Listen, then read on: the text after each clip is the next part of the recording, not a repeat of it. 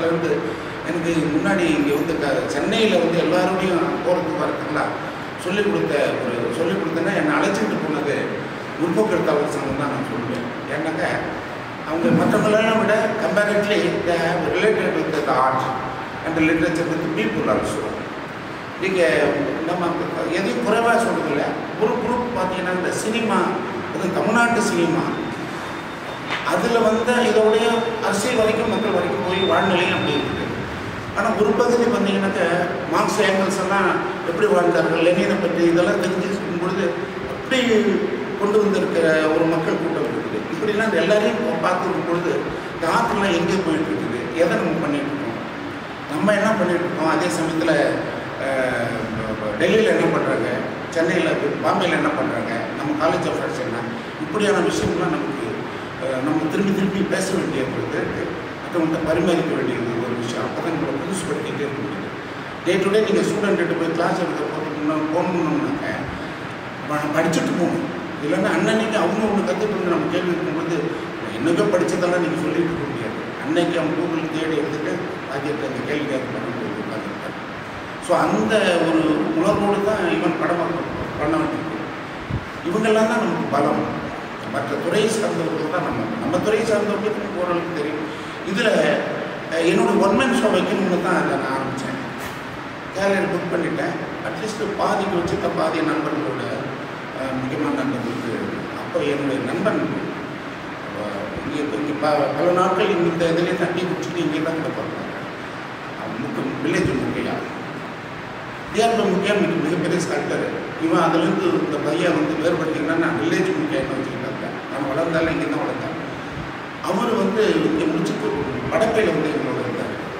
ஆமாம், அவர் ஒர்க்கு நிறைய இருக்குது. இந்த ட்ராயிங் மட்டும் எடுத்து ஃப்ரேம் பண்ணி வச்சுருக்கேன். ஒரு வருஷம் ஆச்சு இது ஃப்ரேம் பண்ணி எக்ஸிபிஷன். அப்புறம் நான் படம் பண்ணிக்கிட்டே இருந்தேன். ஷோ வைக்கிறதுன்னு வந்தேன். அப்புறம் இவர் இறந்துட்டார். நமக்கு மூத்தவர் சந்தியாராமத்தெல்லாம் அடித்த வீரசர்தாமன் அவர் மூத்தவர். அப்பா நான் நேஷனல் அவார்டெல்லாம் வாங்கியிருக்கப்பா, என்னப்பா என்னால் ஒதுக்கிருக்கலையே அப்படின்னாரு. ஏன்னா இந்த நேஷனல் அவார்டு ஆர்ட்டில் வாங்கலையே, நான் மணி தான் சொன்னாங்க. அதுவும் ஆர்ட்டு தாங்க அப்படின்னாங்க. என்ன சிறுபாக விட மாட்டேன். அவங்க என்ன டெக்ஸ்டைலில் வாங்கியிருக்கீங்க? இங்கே ஜெயராமன் ஒரு ஆர்டிஸ்ட் இருக்காரு. அவர் நேஷனல் அவார்டு 3 வாங்கியிருக்கிறாரு. 3 பிரசிடென்ட் இருக்க வாங்கியிருக்கிறாரு.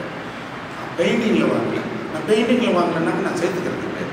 விரும்பப்படுத்தலாம் அப்படி ஒரு இது. அப்போ சாதாரண அந்த டெக்ஸ்டைலில் வாங்கியிருக்காரு, ஃபிலிமில் வாங்கியிருக்காரு, பெயிண்டிங்கில் வாங்குறேன். இது என்ன நேஷனல் அவார்டுன்னா இப்படிலாம் பார்த்து ஒருத்தர் கிண்டல் பண்ணுறதுக்கு இல்லை, பெருமைப்படுத்துறது. எங்கேயாவது அவங்களுக்கு சொல்லி ஆகணும்ல. அப்படித்தான் இப்படிலாம் மதந்த பொழுது பழகிட்டே வரும்பொழுது இவங்களோட ஷோ வைக்கணும் அப்படின்னாக்க சமீபத்தில் நண்பர் நடேஷ் சாமி கூத்துப்பட்டது. அவர் கலைஞர், அற்புதமான ஒரு கலைஞர். உடல் கொஞ்சம் முடியல. அவர் கடைசியாக போய் பார்த்து ஒரு வாரம் 10 நாளைக்கு முன்னாடி போய் பார்த்துட்டேன். பிறகு வந்து அது மாதிரி ஆகிக்கணும்னு அவருதே இதில் கலந்துக்கணும் அப்படின்னு சொல்லிட்டு வைக்கணும்னு சொல்லி முடிவு. அப்புறம் நம்ம மற்ற நண்பர்கள் எங்கள் கடப்பையில் இருக்கிற மூத்த உயர்வு ராமன் போன்ற எல்லாரும், அப்புறம் வெளியில் இருக்கிற நண்பர்கள் சரண்யா, நம்ம சரவணன், பாஸ்கர்லாம் ஒர்க்கே வாங்க முடியல. ஏன்னா பாஸ்கர் வந்து சார் நான் ஷோ வைக்க போகிறேன் சார், எங்கே வைக்க போகிறேன், இதுதான் வைக்க போகிறேன், ஒன்மேன் ஷோ வைக்க போகிறேன். சரி படம் முடிய அப்போ தாங்கன்னா விருந்தன்மையோட படம் கொடுத்தாரு. இதில் என்னென்னா அதிவீர பாண்டியன், இது அஸ்மா மேனன் போன்றவர்களாம் நான் படம் கேட்டோன்னா உடனடியாக நான் தரேன். என்ன நான் ஏன்னாக்க இது நிறைய அந்த பிரிவினைகள் வந்து நம்ம பண்டிகை ஆர்டிஸ்ட்டு, இவங்க செல்ஃப் தாட்டு, இல்லை ஆர்டிஸ்டில் அது இல்லை ஒன்றும் கிடையாது. வாலில் பெயிண்டிங், வாலில் ஸ்ட்ரக்சர் அப்படிலாம் பார்க்குறவங்க அவங்க முடிவு பண்ணுறாங்க. நீ யார் முடிவு பண்ணுறது? அவர் நல்ல படம் தான் இல்லை பார்வையாளர் படம் அப்படின்னு சொல்லிட்டு எல்லோரும் இப்படி தான் தேடி பார்த்து காலேஜ் ஆஃப் ஆர்ட்ஸாக அவர் சாந்திநிகேதன்லேருந்து ஒரு கோர்ட்டு கொடுத்துருக்காரு, ஹைதராபாத்லேருந்து கொடுத்தாரு, டெல்லியிலேருந்து ஒரு கோர்ட்டு கொடுத்துருக்காரு, பாண்டிச்சேரி.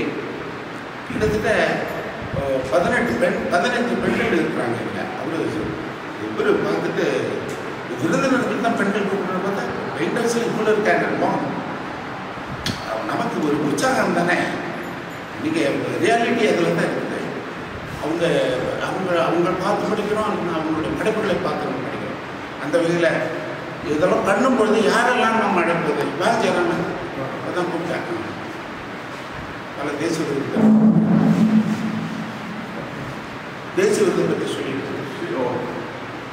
அதாவது யாரெல்லாம் கூப்பிடுறது அப்படின்னாக்க நாம் வாழ்கின்ற காலத்தில் நம்மோடு இருக்கின்ற இளைஞர்கள் மூத்தவர்கள் இருந்தால் நம்ம பார்த்து ஆச்சரியப்படுறல அவங்களோட முதல்ல நம்ம பேசுவாங்க. இல்லாதவங்க அந்த காலத்தில் இருந்து ஒரு காலத்தில் அது குர்ணிக்காவை பற்றி பேசுறதுக்கு அவங்கள்ட்ட அவங்க வாழ்ந்த நிலை வேறு, அவங்க வாழ்ந்த சூழ்நிலை வேறு. காஷ்மீர் பறவை இங்கே கொண்டாந்து வளர்க்க முடியுமா? செத்து போயிடும். ஆனால் காஷ்மீர் பறவை பண்ண இங்கே இருந்த நாம் வளர்ந்த நம்மோடு வாழ்ந்த நம்ம சிறப்பானவர்களை நம்ம இன்னும் பேசாமல் இருக்கிறோம், அவங்களோட பேசிக்காமல் இருக்கிறோம், விட்டு தள்ளி நிற்கிறோம். அவங்கள நம்ம கட்டி அணைச்சிட்டு அன்பா அவங்களுடைய கருத்துக்களை நாம் பதிக்காரங்க அப்படிங்கிற முக்கிய இதில் தான். அதில் நேற்றுக்கு 2-3 பேர் வந்து 2 பேரை நான் அனுப்பிச்சிருக்கோம். மோனிகா ஒரு ஓவியராக இருந்து எழுதியிருக்காங்க. சோதிக்கா வந்தாங்க, மூவியம் அவங்க பேராசிரியர் அவங்க வந்தாங்க, முனைவர். அப்புறம் நம்ம ஜேகே இதில் ஆரியர் ஜேகே ஆமாம் இவங்களும் வந்தாங்க.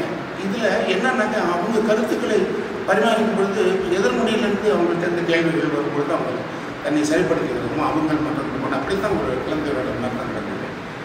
எனக்கு ஆரம்பத்திலேருந்து லீனாவில் அன்பு உண்டு, பயம் உண்டு. எனக்கு அவ்வளோ அறிவான அந்த தெளிவு, அந்த சிந்தனை போக்க அப்படி தான் பார்த்து வளரணும். எங்கே இவங்களெல்லாம் எப்படி பாராட்ட போகிறோம், எங்கே கொண்டு நமக்கு சரி நமக்கு ஒரு மேடை கிடைக்கும் பொழுது அவங்களும் அதை விட்டுறோம். அந்த நிலையில் தான் she had a very good experience, recent period in abroad and many things. அதை வந்து elaborate it is connected with art of the life. So அதை அவங்க பேசணும் அப்படின்னு நினச்சி கேட்டவுடனே சரி விஷயம் நான் வரேன் அப்படின்ட்டாங்க. அதே மாதிரி அஜயன் பாலா சமயத்தில் சில விஷயம்லாம் பண்ணியிருக்காரு. இவங்க தான் அங்கே வந்துடுவார். அந்த வகையில் முன்னாடி வந்து ஒரு மணி நேரமாக காத்துட்ருக்காங்க. இன்றைக்கி ரொம்ப சிறப்பாக இருக்குது. ஆனால் கவிஞர்கள்லாம் வந்திருக்காங்க. அவர் ஒரு ப்ரோக்ராம் இருக்குது, இருந்தாலும் இன்றைக்கி வந்துருக்காங்க, நிறைய வந்திருக்காங்க. சந்தோஷம் இருக்குது, ரொம்ப சந்தோஷம். அதனால் எல்லாரையும் பாராட்டுறோம். பிறகு பேசலாம். லீனாவுக்கு வேறு இடத்துல ப்ரோக்ராம் கொடுக்க வேண்டியதுனால ஆரம்பிச்சோம். விசுவனுடைய நண்பர்கள் எல்லா கலைஞர்கள் எல்லாருக்கும் நன்றி.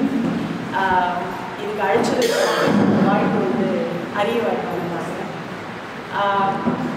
இந்த இமேஜஸை பார்க்கும்போது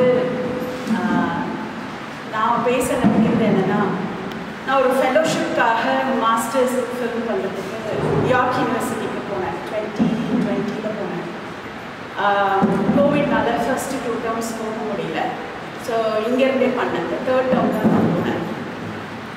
அங்கே ஒரு இப்போது ஃபில்மையே ரிசர்ச் க்ரியேஷனாக பண்ணுற ஒரு MFA மாஸ்டர்ஸ் பண்ணுறதுக்கு ப்ராக்டிஸ் ஓரியன்ட் மாஸ்டர்ஸ் இது.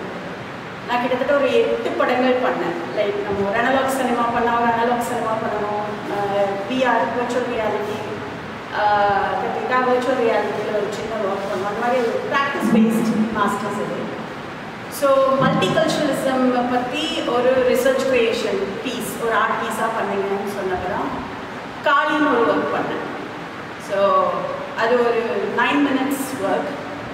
நம்ம இண்டிஜினஸ் ஸ்பிரிட் காளியை வந்து நம்ம ஒரு ஆதி மனுஷனுடைய ஆன்மாவை தான் பார்த்தேன். ஸோ ஒரு காளி தெருக்களில் டொரண்டோ மாநகரத்தினுடைய தெருக்களில் நடக்கும் பொழுது மக்கள் எப்படி அதுக்கு ரியாக்ட் பண்ணுறாங்க அப்படிங்கிறத ஒரு மல்டிகல்ச்சரலிசம் அப்படின்ற ஒரு விஷயத்துக்கு வந்து அப்படி ஒர்க் பண்ணேன். அங்கே கென்சிங்டன் மார்க்கெட்டுன்னு சொல்லி டொரண்டோவில் ஒரு மார்க்கெட் இருக்குது, ஒர்க்கிங் கிளாஸோட மார்க்கெட். அங்கே நிறைய மார்க்கெட்ஸ் இருக்குது. ஆனால் கென்சிங்டன் மார்க்கெட்டில் தான் எளிய மக்களும் வந்து ஒர்க் பண்ணுற மாதிரி, இப்போ அவங்களுடைய படங்களை விற்கலாம், எக்ஸிபிட்டும் பண்ணலாம், நிறைய ஸ்ட்ரீட் ஆர்டிஸ்ட்டும் அங்கே எக்ஸிபிட் பண்ணலாம். ஒர்க்கிங் கிளாஸ் பீப்புள் வந்து கூடுற ஒரு இடம் கென்சிங்டன் மார்க்கெட். ஸோ காளியாக நம்ம வந்து காடஸ் நம்ம மேலே வர்றது, தெருவிழா போகிறதுங்கிறதுலாம் நம்ம பண்பாட்டில் இருக்கிற ஒரு விஷயம் தான். ஸோ அப்படி ஒரு எக்ஸ்பெரிமெண்டல் ஒர்க் பண்ணேன். கனடா வந்து நம்மகிட்ட தொடர்ந்து paradise for diversity, paradise for multicultural, it's a hot melting pot of multiculturalism அப்படிலாம் நம்மக்கிட்ட ப்ரொமோட் பண்ணிகிட்டே இருக்காங்க. ஆனால் ஆஸ் அன் ஆர்டிஸ்ட் நான் இந்த ஃபெலோஷிப்பில் வந்து ஒரு 2 years அங்கே இருந்ததில் அது வெறும் டோக்கனிசமாக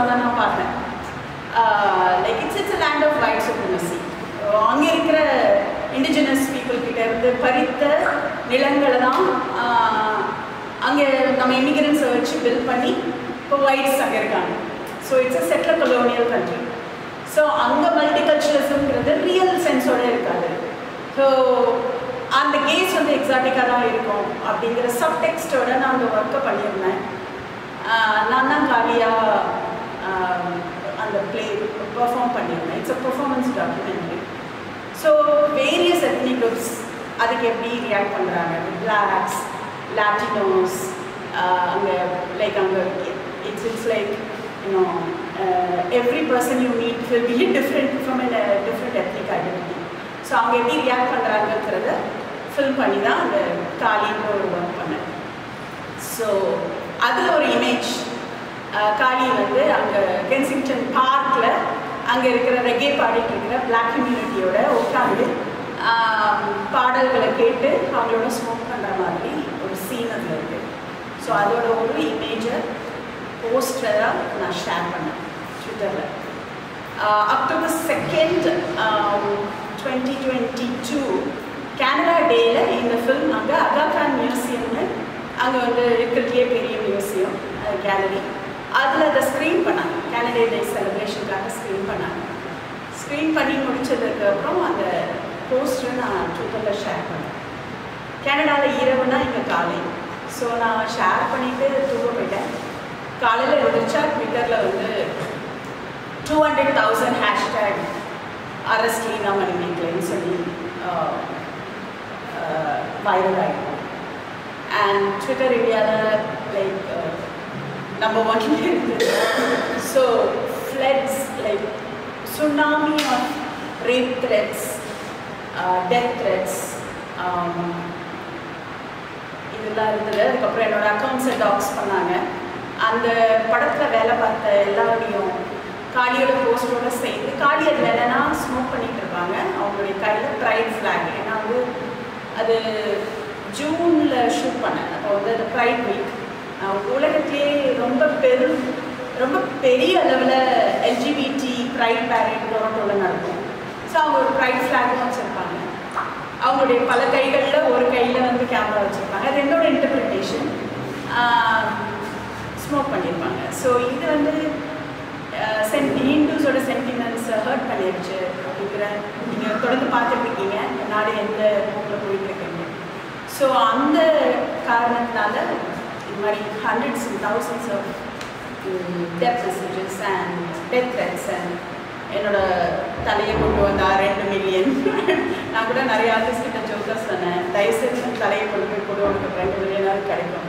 இவ்வளோ ஒருத்தானமா வெளியில் எங்கேயும் இல்லை. அட்லீஸ்ட் பிஜேபி வந்து அந்த ஸோ ஒரு 1 week, almost 10 days, my face was posted in all the news,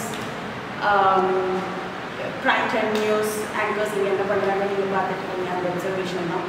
so ஒரு அங்கே டொரண்டோலையும் என்னுடைய உயிருக்கு ஆபத்து என்ன சேஃப் ஹவுஸுக்கு மூவ் பண்ணாங்க. நான் ஆக்சுவலி யூனிவர்சிட்டி கேம்பஸில் இருந்தேன்.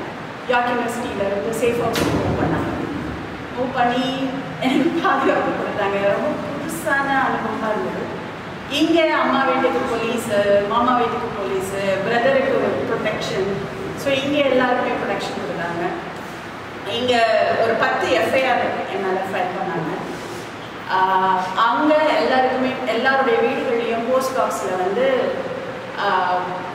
டெத் த்ரெட், மர்டர் பண்ணிடுவோம் அப்படின்னு சொல்லிட்டு எல்லா வீடுகளையும் போஸ்ட் பண்ணாங்க. ஸோ டொரண்டோ போலீஸோட கண்காணிப்பிலே தான் இருந்தேன் சில மாதம். ஐ மீன் இங்கேருந்து அங்கே ஹை கமிஷன் வந்து ஒரு ப்ரெஸ் ரிலீஸ் கொடுத்தாங்க. இந்த ஆர்டிஸ்ட்டை நீங்கள் வந்து சப்போர்ட் பண்ணக்கூடாது, அவங்க ஹிந்துஸோட சென்டிமெண்ட்ஸை ஹர்ட் பண்ணிட்டாங்க, அது ஹிந்து காடஸே இல்லை அப்படிங்கிறது தான் என் தரப்பு வாதமாக இருந்துச்சு. அதை அப்ரோப்ரியேட் பண்ண, கிராமனைஸ் பண்ண காடஸ் இல்லை, இது வந்து இண்டிஜினஸ் ஸ்பிரிட் தான் காளி. அவங்க அதே மாதிரி காளியோட ஸ்பிரிட்டே ரெக்லெஸ்ஸாக இன்னும் ஈவில் பார்த்தா பயப்படாத ஒரு ஆன்மா தான் வந்து காளி. நான் அந்த ஸ்பிரிட்டை தான் ரெப்ரசன்ட் பண்ணேன் அப்படின்னு நான் என் தரப்பு வாழ்க்கை வச்சேன். ஸோ ஒரு ஆல்மோஸ்ட் ஒரு 18 weeks வந்து ப்ரொடெக்ஷனில் தான் இருந்தேன். இங்கே எல்லாமே எஃப்ஐஆர் ஆச்சு. யூபியில் இருந்து மட்டும் 3 எஃப்ஐஆர்ஸ், டெல்லியில் ஒரு எஃப்ஐஆர், போபாலில் ஒரு என்ன லுக் அவுட் நோட்டீஸ், அதாவது நான் இங்கே வந்தேன்னா ஏர்போர்ட்லேயே நான் அரெஸ்ட் பண்ணுறதுக்காக. ஸோ இந்த மாதிரி அப்புறம் அங்கே நிறைய பென் அமெரிக்கா, ஹியூமனிஸ்ட் இன்டர்நேஷ்னல் எல்லா activist, south Asian activist and international activist, கேனடாவில் இருக்கிற அகாடமிஷியன்ஸ் ஆர்டிஸ்ட் எல்லோரும் சேர்ந்து எனக்காக வந்து அவங்களோட வாய்ஸை ரெஜிஸ்டர் பண்ணாங்க. இந்தியன் ஹை கமிஷனே இந்த ப்ரெஸ் ஸ்டேட்மெண்ட் கொடுத்ததுனால யூனிவர்சிட்டியில் வந்து நான் பண்ண அந்த ஃபில்மை வந்து எரேஸ் பண்ணிவிட்டு என் நேமையும் எரேஸ் பண்ணிவிட்டு அப்பாலஜி கேட்கணும். அகாகான் மியூசியத்துக்கு வந்து பாம்பு வச்சுருவோம்லாம் நடத்தல் பண்ணனால அகாகான் மியூசியமும் வந்து மன்னிப்பு கேட்கணும். ஸோ இது வந்து அங்கே இருக்கிற அகாடமிக் ஃப்ரீடம்க்கு இருக்கிற பெரிய danger. It's just not about freedom of expression. ஆனால் கெனேடியன் டேக்ஸ் மணியில் நடக்கிற பப்ளிக் யூனிவர்சிட்டியில் வந்து ஒரு ஃபேஷிஸ்ட் கவர்மெண்ட் கொடுக்குற ஒரு ப்ரெஸ் ஸ்டேட்மெண்ட்னால அவங்க இமீடியட்டாக ஒரு கலைஞரை வந்து இது just like throwing me under the bus. So அங்கே இருக்கிறவங்க எல்லோரும் ஒன்று சேர்ந்து இதுக்காக ஸ்ட்ரகிள் பண்ண வேண்டிய, ஃபைட் பண்ண வேண்டிய ஒரு சூழல் இருந்துச்சு.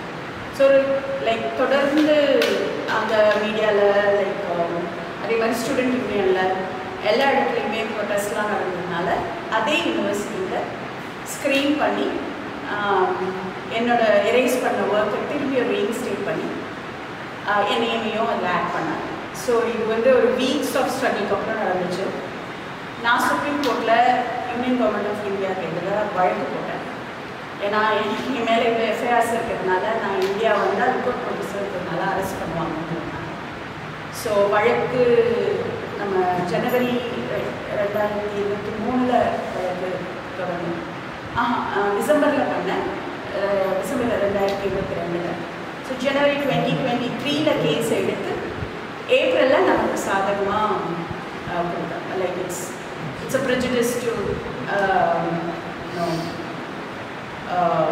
டூ திஸ் டு ஃபில்ம் மேக்கர்னு நம்மளுடைய சீஃப் ஜஸ்டிஸ் சந்திரசூட் வந்து அதே மாதிரி நான் அரெஸ்ட் பண்ணக்கூடாதுன்னு இன்ட்ரீம் ப்ரொடெக்ஷன் கொடுத்து வழக்கு கொடுத்தாரு. ஆனால் இன்னும் அந்த வழக்கு எல்லா வழக்குலையும் ஒரு வழக்காக ஸ்லாப் பண்ணி இப்போ வந்து ஹைகோர்ட்டில் இருக்குது. அதை குவாஷ் பண்ண முடியாமல் சார்ஜ் ஷீட் ஃபைல் பண்ணாமல் இருக்காங்க. அது எல்லா பொலிட்டிக்கல் கேசஸ்லையும் ஃபாலோ பண்ணுற பேட்டர்னில் அது இன்னும் அலைவாக வச்சுருக்காங்க. அது தலைக்கு மேலே உங்கள் கத்தி மாதிரி தான். ஸோ அதை எப்போ நம்ம என்ன வேணாலும் நம்ம மேலே சார்ஜ் அடிக்கிற மாதிரி அதை இன்னும் அலைவாக வச்சுருக்காங்க.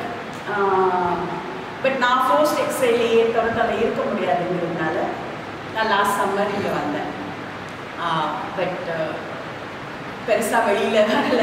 ஏன்னா வந்து அதை குவாஷ் பண்ணுற வரைக்கும் வெளியில் வர வேண்டாம், பாதுகாப்பு இல்லை அப்படிங்கிறதுனால. பட் அதுக்கப்புறம் எலெக்ஷனுக்கு அப்புறம் கொஞ்சம் இங்கே ஒரு டெமோக்ரஸி திரும்பின மாதிரி ஒரு சூழல் இருந்ததுனால I came out. But the cases are still alive.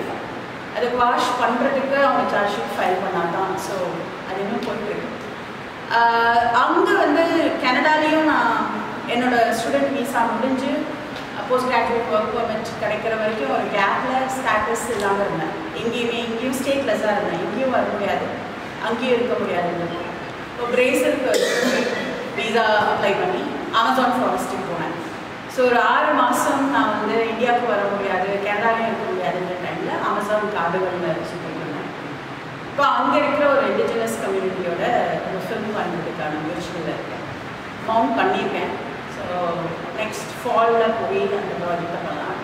ஏன்னா 500 வருஷத்துக்கு முன்னாடி ஆஃப்ரிக்காவிலேருந்து கொண்டு வரப்பட்ட அங்கே அடிமைகளாக கொண்டு வரப்பட்ட கருப்பின மக்கள் வந்து அடிமைகளாக இருக்க மாட்டோன்னு அமேசான் காடுகளுக்கு ஓடி அங்கே அவங்களுக்குன்னு ஒரு கிங்டம் வச்சுருந்தாங்க.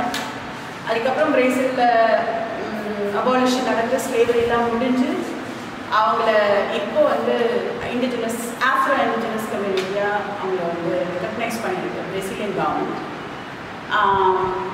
அவங்க அமேசான் ஃபாரஸ்ட்டில் இருந்தாங்க. ஸோ அந்த கம்யூனிட்டியோட சேர்ந்து ஒரு ஒர்க் இப்போ பண்ணிட்டுருக்கேன். நான் தொடர்ந்து நான் மக்கள் பணியாற்ற சினிமா தான் பண்ணியிருந்தேன்.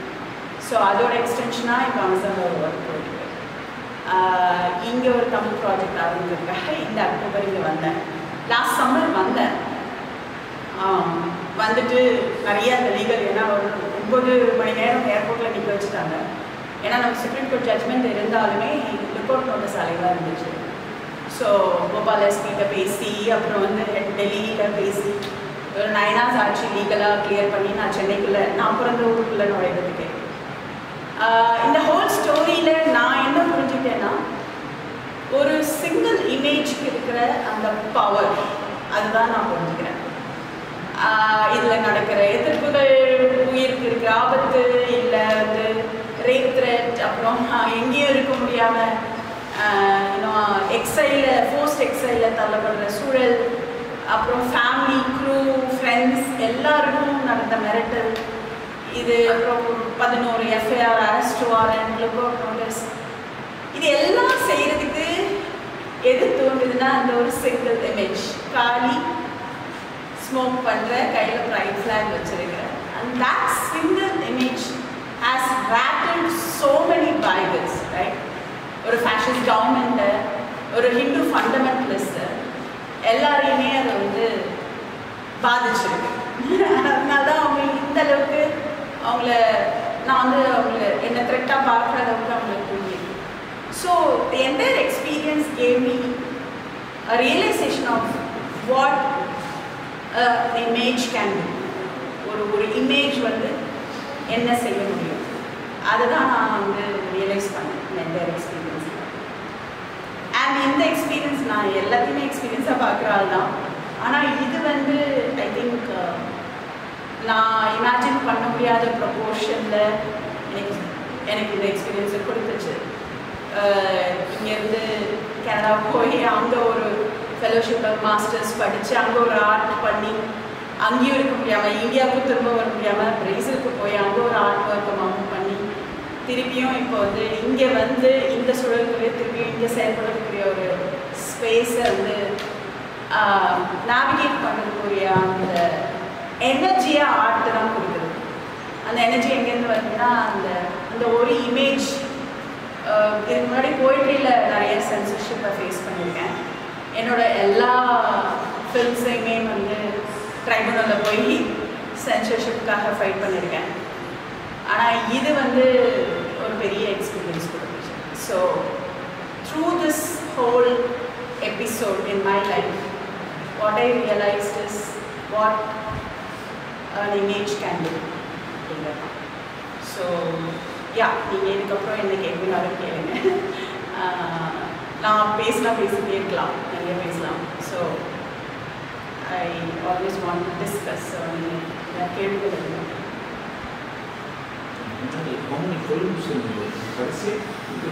நான் வந்து 20 வருஷமாக ஃபிலிம்ஸ் பண்ணிகிட்ருக்கேன். மணிவண்ணன் இருக்காரு, விஸ்வம் இருக்காங்க. விஸ்வம் வந்து நடுவில் வெள்ளை வேன் கதைகள், ஒயிட் வேன் ஸ்டோரிஸ்னு ஒரு ஃபில்ம் பண்ணேன். That's the only film made in Sri Lanka immediately after the war. So அங்கே என்ஃபோர்ஸ் டிஸப்பியரன்சஸ் பற்றி ஒரு ஒர்க் பண்ணியிருந்தேன். அதை இங்கே தமிழ் நேஷனலிஸ்ட் எதிர்த்தாங்க, அரசாங்கமும் எதிர்த்துது. அப்போது அதை வந்து விஸ்வம் வந்து ஸ்க்ரீன் பண்ணார் ஒயிட் வேன் ஸ்டோரிஸை.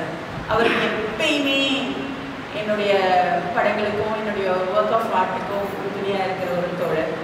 மணிவண்ணன் நான் ஒரு 6 கவிதை தொகுதிகளை பப்ளிஷ் பண்ணியிருக்கேன். எல்லா கவிதை தொகுதிகளுக்கும் அவர் தான் ஆர்ட். ஸோ அவரும் 2 டிகேடாக என்னோட ஃப்ரெண்டாக இருக்கிற ஒரு அம்மா. எனக்கு வந்து சென்னை ஃபைன் ஆர்ட்ஸ் காலேஜுக்கு நான் போய் நான் ரிசைட் பண்ணியிருக்கேன். சென்னை ஃபைன் ஆர்ட்ஸ் காலேஜ் டீமோட ஒரிசா சுற்றியிருக்கேன். நான் என்னதான் சினிமா, இண்டிபெண்டன்ட் சினிமா, லிட்ரேச்சர், ஆக்டிவிசம்னால பாலிட்டிக்ஸில் இருந்தாலும் கலைத்துறையில் ஃபைனான்ஸில் இருக்கிற ஃப்ரெண்ட்ஸோட உறுதுணையும் தோழமையும் வந்து தொடர்ந்து இயங்குறதுக்கு பெரிய ஆற்றலை கொடுத்துருக்கு. ஸோ ஐ எம் வெரி நான் ரொம்ப கடமைப்பட்டிருக்கேன் சென்னை ஃபைனான்ஸ் காலேஜுக்கும் இதில் வெளியில் வந்த ஆர்டிஸ்ட்டும். அவங்களுடைய தொடர்ந்த தோழமையும் வந்து என்ன எதுவாக இருந்தாலும் என்ன நம்ம வந்து என்ன செய்கிறோமோ அதை தொடர்ந்து செய்யணும் அப்படிங்கிற ஒரு அது நம்ம ரொம்ப லோன்லியாக ஃபீல் பண்ணுவோம். அது செய்யும்போது அது யாருமே புரிஞ்சுக்க முடியாது. அப்போ எல்லாமே அந்த நெருக்கடி காலங்கள் எல்லாமே கூட நின்றது வந்து ஆர்டிஸ்ட் தான். ஸோ எப்போ எந்த சமயம் கூப்பிட்டாலும் நான் ஓடி வர இடமா லலித் கலா அகாடமியும் லைக் ஆர்டிஸ்டோட ஒரு studio zone Chennai finance college இருக்குது. அது எல்லா இடங்களும் சொல்லியிருக்கேன். ஸோ 20 வருஷமாக பண்ணியிருக்கேன் படங்கள். எப்பயுமே நான் தான் ஆக்டிவ்ஸ் ஒர்க்காக தான் ஆரம்பித்தேன். நான் வந்து யூத் ஆக்டிவிஸ்டாக இருந்திருக்கேன். ஏஎஸ்எஃப் ஏஒய்எஃப்லாம் என்னுடைய அதான் என்னுடைய பேஸ். ஸோ காலேஜில் படிக்கும்போது நிறைய கிராமங்களுக்கு போய் மக்களோட சேர்ந்து திருநாடகங்கள் போட்டு அவங்களுடைய குறைகளெல்லாம் கேட்டு அவங்க மூலமாகவே வந்து அவங்களுடைய பிரச்சனை பேச வைக்கிற கலையாக எனக்கு வந்து அப்போ தியேட்டராக இருந்துச்சு. அதனுடைய எக்ஸ்டென்ஷன் போய்ட்ரி நான் ரொம்ப ரொம்ப என்னோடய 13-14 இயர்ஸ்லேருந்து போய்ட்ரி எழுதிட்டுருக்கேன். தாமரையில் தான் முதல் கவிதைலாம் வந்துச்சு. நான் ஒரு 20 வயசுலேயே என்னுடைய ஃபர்ஸ்ட் போய்ட்ரி கலெக்ஷன் வந்துச்சு. இப்போ போன வருஷம் வந்து என்னோட மொத்த 500 கவிதைகள் கொண்ட ஒரு தொகுதி வந்து 8 கன்னிமார் கவிதைகள் கருத்து கவிதைகள் போட்டிருக்காங்க. ஒரு 6 கலெக்ஷன் இது வரைக்கும் வந்திருக்கு. எல்லாத்தையும் சேர்ந்த ஒரு மொத்த தொகுதி வந்து. So poetry theatre people's theatre அதிலிருந்து சினிமா வந்தேன். சினிமா வந்து பொலிட்டிக்கல் ஃபேம்ஃப்ளெட் மாதிரி தான் சினிமாவை ஃபஸ்ட்டு பண்ணிகிட்டு இருந்தேன். ஆக்டிவிஸ்ட் சினிமாவாக தான் பண்ணிட்டு இருந்தேன். ஏன்னா வந்து ஒரு கூட்டம் போட்டு பேசுகிறத விட ஒரு சினிமாவாக அதை காமிக்கும் பொழுது ஒரு ஆடியோ விஷுவல் மீடியம் செஞ்ச ஒரு மாயங்களை நான் நேரடியாக பார்த்தேன். ஸோ மாத்தமா பறை இந்த மாதிரியான ஆக்டிவிஸ்ட் ஃபிலிம்ஸ் தான் பண்ணிட்டு இருந்தேன். அப்புறம் ஒரு ஃபெலோஷிப் மூலமாக க்ரியேட்டிவ் டாக்குமெண்ட்ரிஸ் அந்த இடத்துக்கு போனேன். அதிலிருந்து அப்படியே நரேட்டிவ் சினிமாவுக்கு போனேன். ஸோ செங்கடல் ஒரு டாக்யூ ட்ராமானா மாடத்தின்ற ஒரு படம் வந்து தலித்துகள்லேயே வந்து பார்க்கத்தகாதவர்கள் அப்படின்னு இருக்காங்க. குதிரை வண்ணார்கள் பற்றிய ஒர்க்கு. செங்கடல் வந்து ராமேஸ்வரத்தில் இருக்கிற அந்த மீனவர்கள், அப்புறம் அங்கே இருக்கிற அகதிகள். இல்லை என்னென்னா மக்கள் பங்கேற்பு சினிமாங்கிறதுனால அவங்களோட இணைஞ்சு அவங்கள நடிக்க வச்சு அவங்களுடைய கதைகளை அவங்க மூலமாகவே சொல்ல வைக்கிற ஒரு முயற்சி. அப்படி தான் நான் இது ஒர்க் பண்ணிட்டு இருக்கேன். அப்படி தான் இப்பயும் அமேசான் ஃபாரஸ்ட்டில் கிளம்போலா கம்யூனிட்டிஸ் அவங்களுடைய கதையை சொல்கிற ஒரு மீடியமாக நான் வந்து இருக்கேன். ஸோ ஒரு dozen films பண்ணியிருக்கேன். And across genres, documentaries, experimental work and fiction மூணுமே பண்ணியிருக்கேன். எம்எஃப்ஏல வந்து ஒரு ஃபீச்சர் லென்த் சினி போயம் ஒன்று பண்ணியிருக்கேன். ஸோ அது பேர் காக்காடி. ஸோ தொடர்ந்து ஃபில்ம் வந்து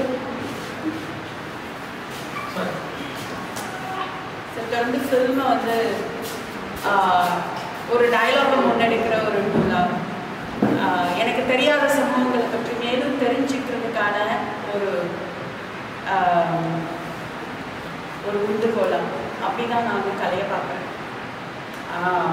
அதில் எனக்கு எது சரின்னு தோணுதோ அதை செஞ்சுட்டே இருக்கேன். அதனால் வர எதிர்வினைகள்லையும் நிறைய நான் கற்றுக்கிறேன். ஸோ அப்படி தான் நான் எக்ஸ்பீரியன்ஸை சொல்ல முடியும். That's been my experience. Madam ஒரு கேள்வி, அதாவது காய் நீட்டி வந்து ஒரு கைராசிரியர் பிக்சரைஸ் பண்ணது அது வந்து பெயிண்டிங் இல்லை நான் தான் அந்த காளியா பெர்ஃபார்ம் பண்ணேன். அது ஒரு ஃபோட்டோகிராஃப். நான் கேட்குறது இது வந்து வெரி சென்சிட்டிவ் டெலிகேட். இது வந்து காலேஜ் கான்ட்ரவர்ஷியலாக தான் ஒரு ஐடியா தான். ஏற்கனவே எல்லாம் பண்ணி தான் பெரிய இந்தியாவுக்கும் வர முடியாது அப்படின்னு இருக்காரு. இது வந்து நீங்கள் பக்கத்துக்கு முன்னாடி இதோட பின்முறைகள் ரொம்ப அவசரம் தெரிஞ்சுக்கிறீங்களா தெரியாமல் பண்ணுங்க? இல்லை, இதை செய்யும் போது ஃபுல்லாக ஃபன் அண்ட் ஃபாலிக்காக தான் பண்ணுது. லைக் நான் பண்ணது முழுக்க ஒரு சின்ன டீம். அது 0 பட்ஜெட் ஒர்க். அது ஸ்கூல் ஒர்க், எம்எஃப்ஏக்காக பண்ண ஒர்க். அது ஐஃபோன் 2 ஐஃபோனில் ஷூட் பண்ணோம். அது எனக்கு கூட வந்து ஒரு பெரிய சவுத் ஏஷியன் டீம் ஒர்க் பண்ணாங்க. ஐ மீன் லைக் சினிமாட்டோகிராஃபர் ஒரு பெங்காலி, ஆர்ட் டைரக்டர் ஒரு ஸ்ரீலங்கன் தமிழ், இப்படி ஒரு சவுத் ஏஷியன் டீம் தான் அந்த ஒர்க் பண்ணோம். நிச்சயமாக அதை செய்யும் போது, ஏன்னா நீங்கள் அந்த படத்தை பார்த்தீங்கன்னா நான் அதனால தான் கேட்டேன், இந்த ஸ்க்ரீன் பண்ண முடிஞ்சா ஸ்க்ரீன் பண்ணுறேன் அப்படின்ட்டு. காளியை இன்னும் எல்லாரையும் எம்ப்ரேஸ் பண்ணுற ஒரு காடஸாக தான் நான் அந்த படத்தில் போர்ட்ரே பண்ணியிருப்பேன். நீங்கள் அதே மாதிரி நான் பார்த்து வளர்ந்த பிடாரி அப்படின்னு தான் சொல்லுவோம் காளி தெய்வத்தை எங்கள் ஊரில். அது தண்ணி அடிக்கிற சுருட்டு பிடிக்கிற அந்த மாதிரியான தெய்வமாக தான் நான் பார்த்து வளர்ந்துருக்கேன். ஸோ அந்த தெய்வத்தை தான் நான் போர்ட்ரே பண்ணேன். தெய்வம் நமக்கு மேலே வருது அப்படிங்கிறது நாம் நினைக்கிற நம்மளுடைய நம்பிக்கை இது, நம்ம பண்பாடு நம்பிக்கை இது. ஸோ தெய்வம் என் மேலே வந்தது, நான் தெய்வமாக அந்த டொரண்டோ தெருக்களில் அலைஞ்சேன் அப்படிங்கிறது தான் பேசிக் கான்செப்ட். நான் என்னென்னா யாரையும் புண்படுத்துதுன்னா அது நிச்சயமாக அந்த புண்படுற மனம் வந்து ஒரு ஃபண்டமெண்டலிஸ்டாக இருக்கணும், இல்லைனா ஹோமோஃபோபிக்காக இருக்கணும், இல்லைனா வந்து பிராமணிகளாக இருக்கணும், இல்லை மிசாஜனிஸ்டாக இருக்கணும். இந்த மனங்கள் மட்டும்தான் அந்த இமேஜை பார்த்தா புண்படும். மற்ற மனங்கள்லாம் வந்து அதை கொண்டாடத்தான் செய்யும். ஸோ அப்படிதான் கொண்டாடத்தான் செஞ்சாங்க. சரி.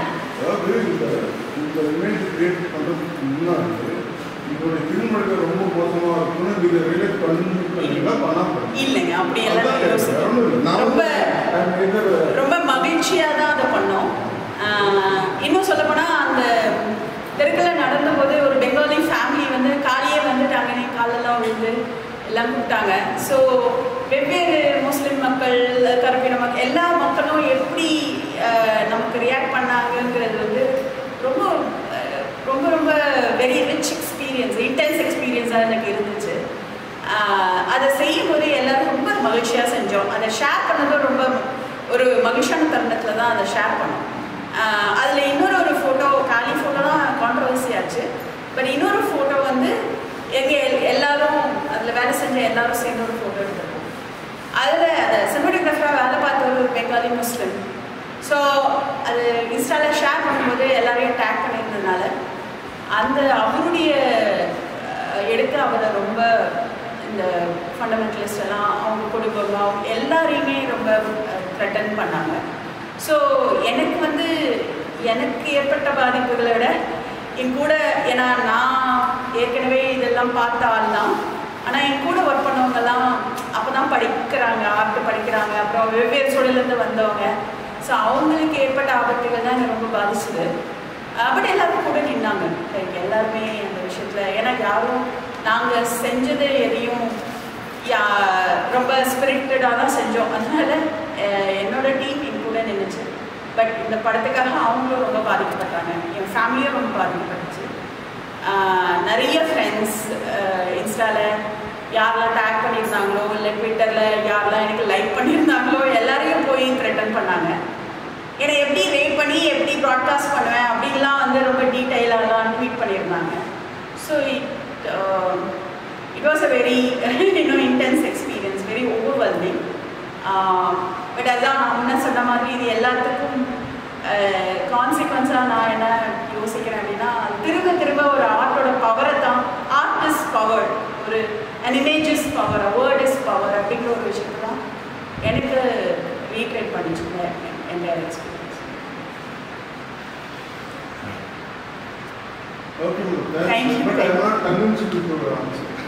இல்லை அப்படி ஒரு எந்த பின்விளைவையும்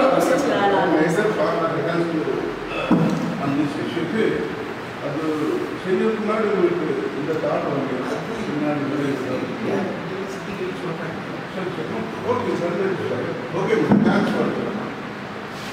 இன்னொரு முக்கியமான விஷயம், ப்ரொவோக் பண்ணுறதுக்கும் ஒரு ஆர்ட்டுக்கு அனுமதி இருக்கு. Art can offend someone. Art need not like always நீங்கள் எல்லாரும் நினைக்கிறது கொடுக்குறது ஆர்ட் இல்லை. ஆர்ட் நிச்சயமாக அஃபெண்டும் பண்ணலாம், ஆர்ட் ஒருத்தவங்களை ப்ரொவோக் பண்ணலாம், ஆர்ட் ஒருத்தரை அழ வைக்கலாம். அது ஒவ்வொருத்தரும் அந்த ஆர்ட் என்ன பண்ணுதுங்கிறது பொறுத்து தான். ஸோ ஆனால் அதுக்கான ஃப்ரீடமை நம்ம விட்டு கொடுத்துட்டோம் நான் கலைஞர்களாக. அப்புறம் நம்ம எதை செய்கிறதுக்கு முன்னாடி யோசிக்கிற நிலைமைக்கு தள்ளப்படும். ஸோ எப்பயுமே எந்த ரூபத்தில் தணிக்கை வந்தாலும் அது எதிர்க்கணுங்கிறது தான் நான் நம்புகிறேன்.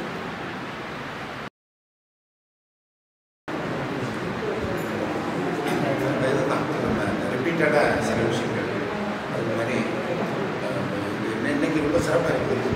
தமிழ்நாடு எழுத்தாளர் தமிழ்நாடு சொல்லுறது என்னென்ன இல்லை, நீங்கள் நான் இந்த மீட்டிங் பேசியிருக்கோம். விழா வருகிற போது அவர்கள் வருகிறார்கள், நாம் வருகிற போது விழா வருகிறது அப்படின்னு சொல்லுவார். அது மாதிரி அஜய் பல வர்றாங்க விழா வந்துருச்சு இல்லைனாக்க அதுதான் அப்படி தான் நடத்தணும். இல்லை நான் இப்போ ஃபைண்ட் நான் என்ன நேற்று விட கொஞ்சம் கும்பல் அப்படின்பாங்க சபையிலேருந்து கூப்பிட்டாங்க ஏன் இப்போ எப்படி நான் நம்முடைய இதெல்லாம் நாங்கள் முன்னாடி பேசிட்டு இருக்கோம் நிறையா இதெல்லாம் செஞ்சுருக்கோம் அந்த ஓவியங்களோட நம்ம இது யூமாவாசி யூமாவாசி நம்ம ஆசு கருணைகள் கவிஞர் சுகுமார் இவங்களெல்லாம் அவங்களெல்லாம் அந்த கவிஞர்கள்லாம் கொண்டு வச்சு கவிதா பாரதி அவங்களுடைய புத்தகத்தை இங்கே வெளியிட்டோம். அது நம்ம எல்லாரையும் எனக்கு இந்த களத்தில் பண்ணோம்.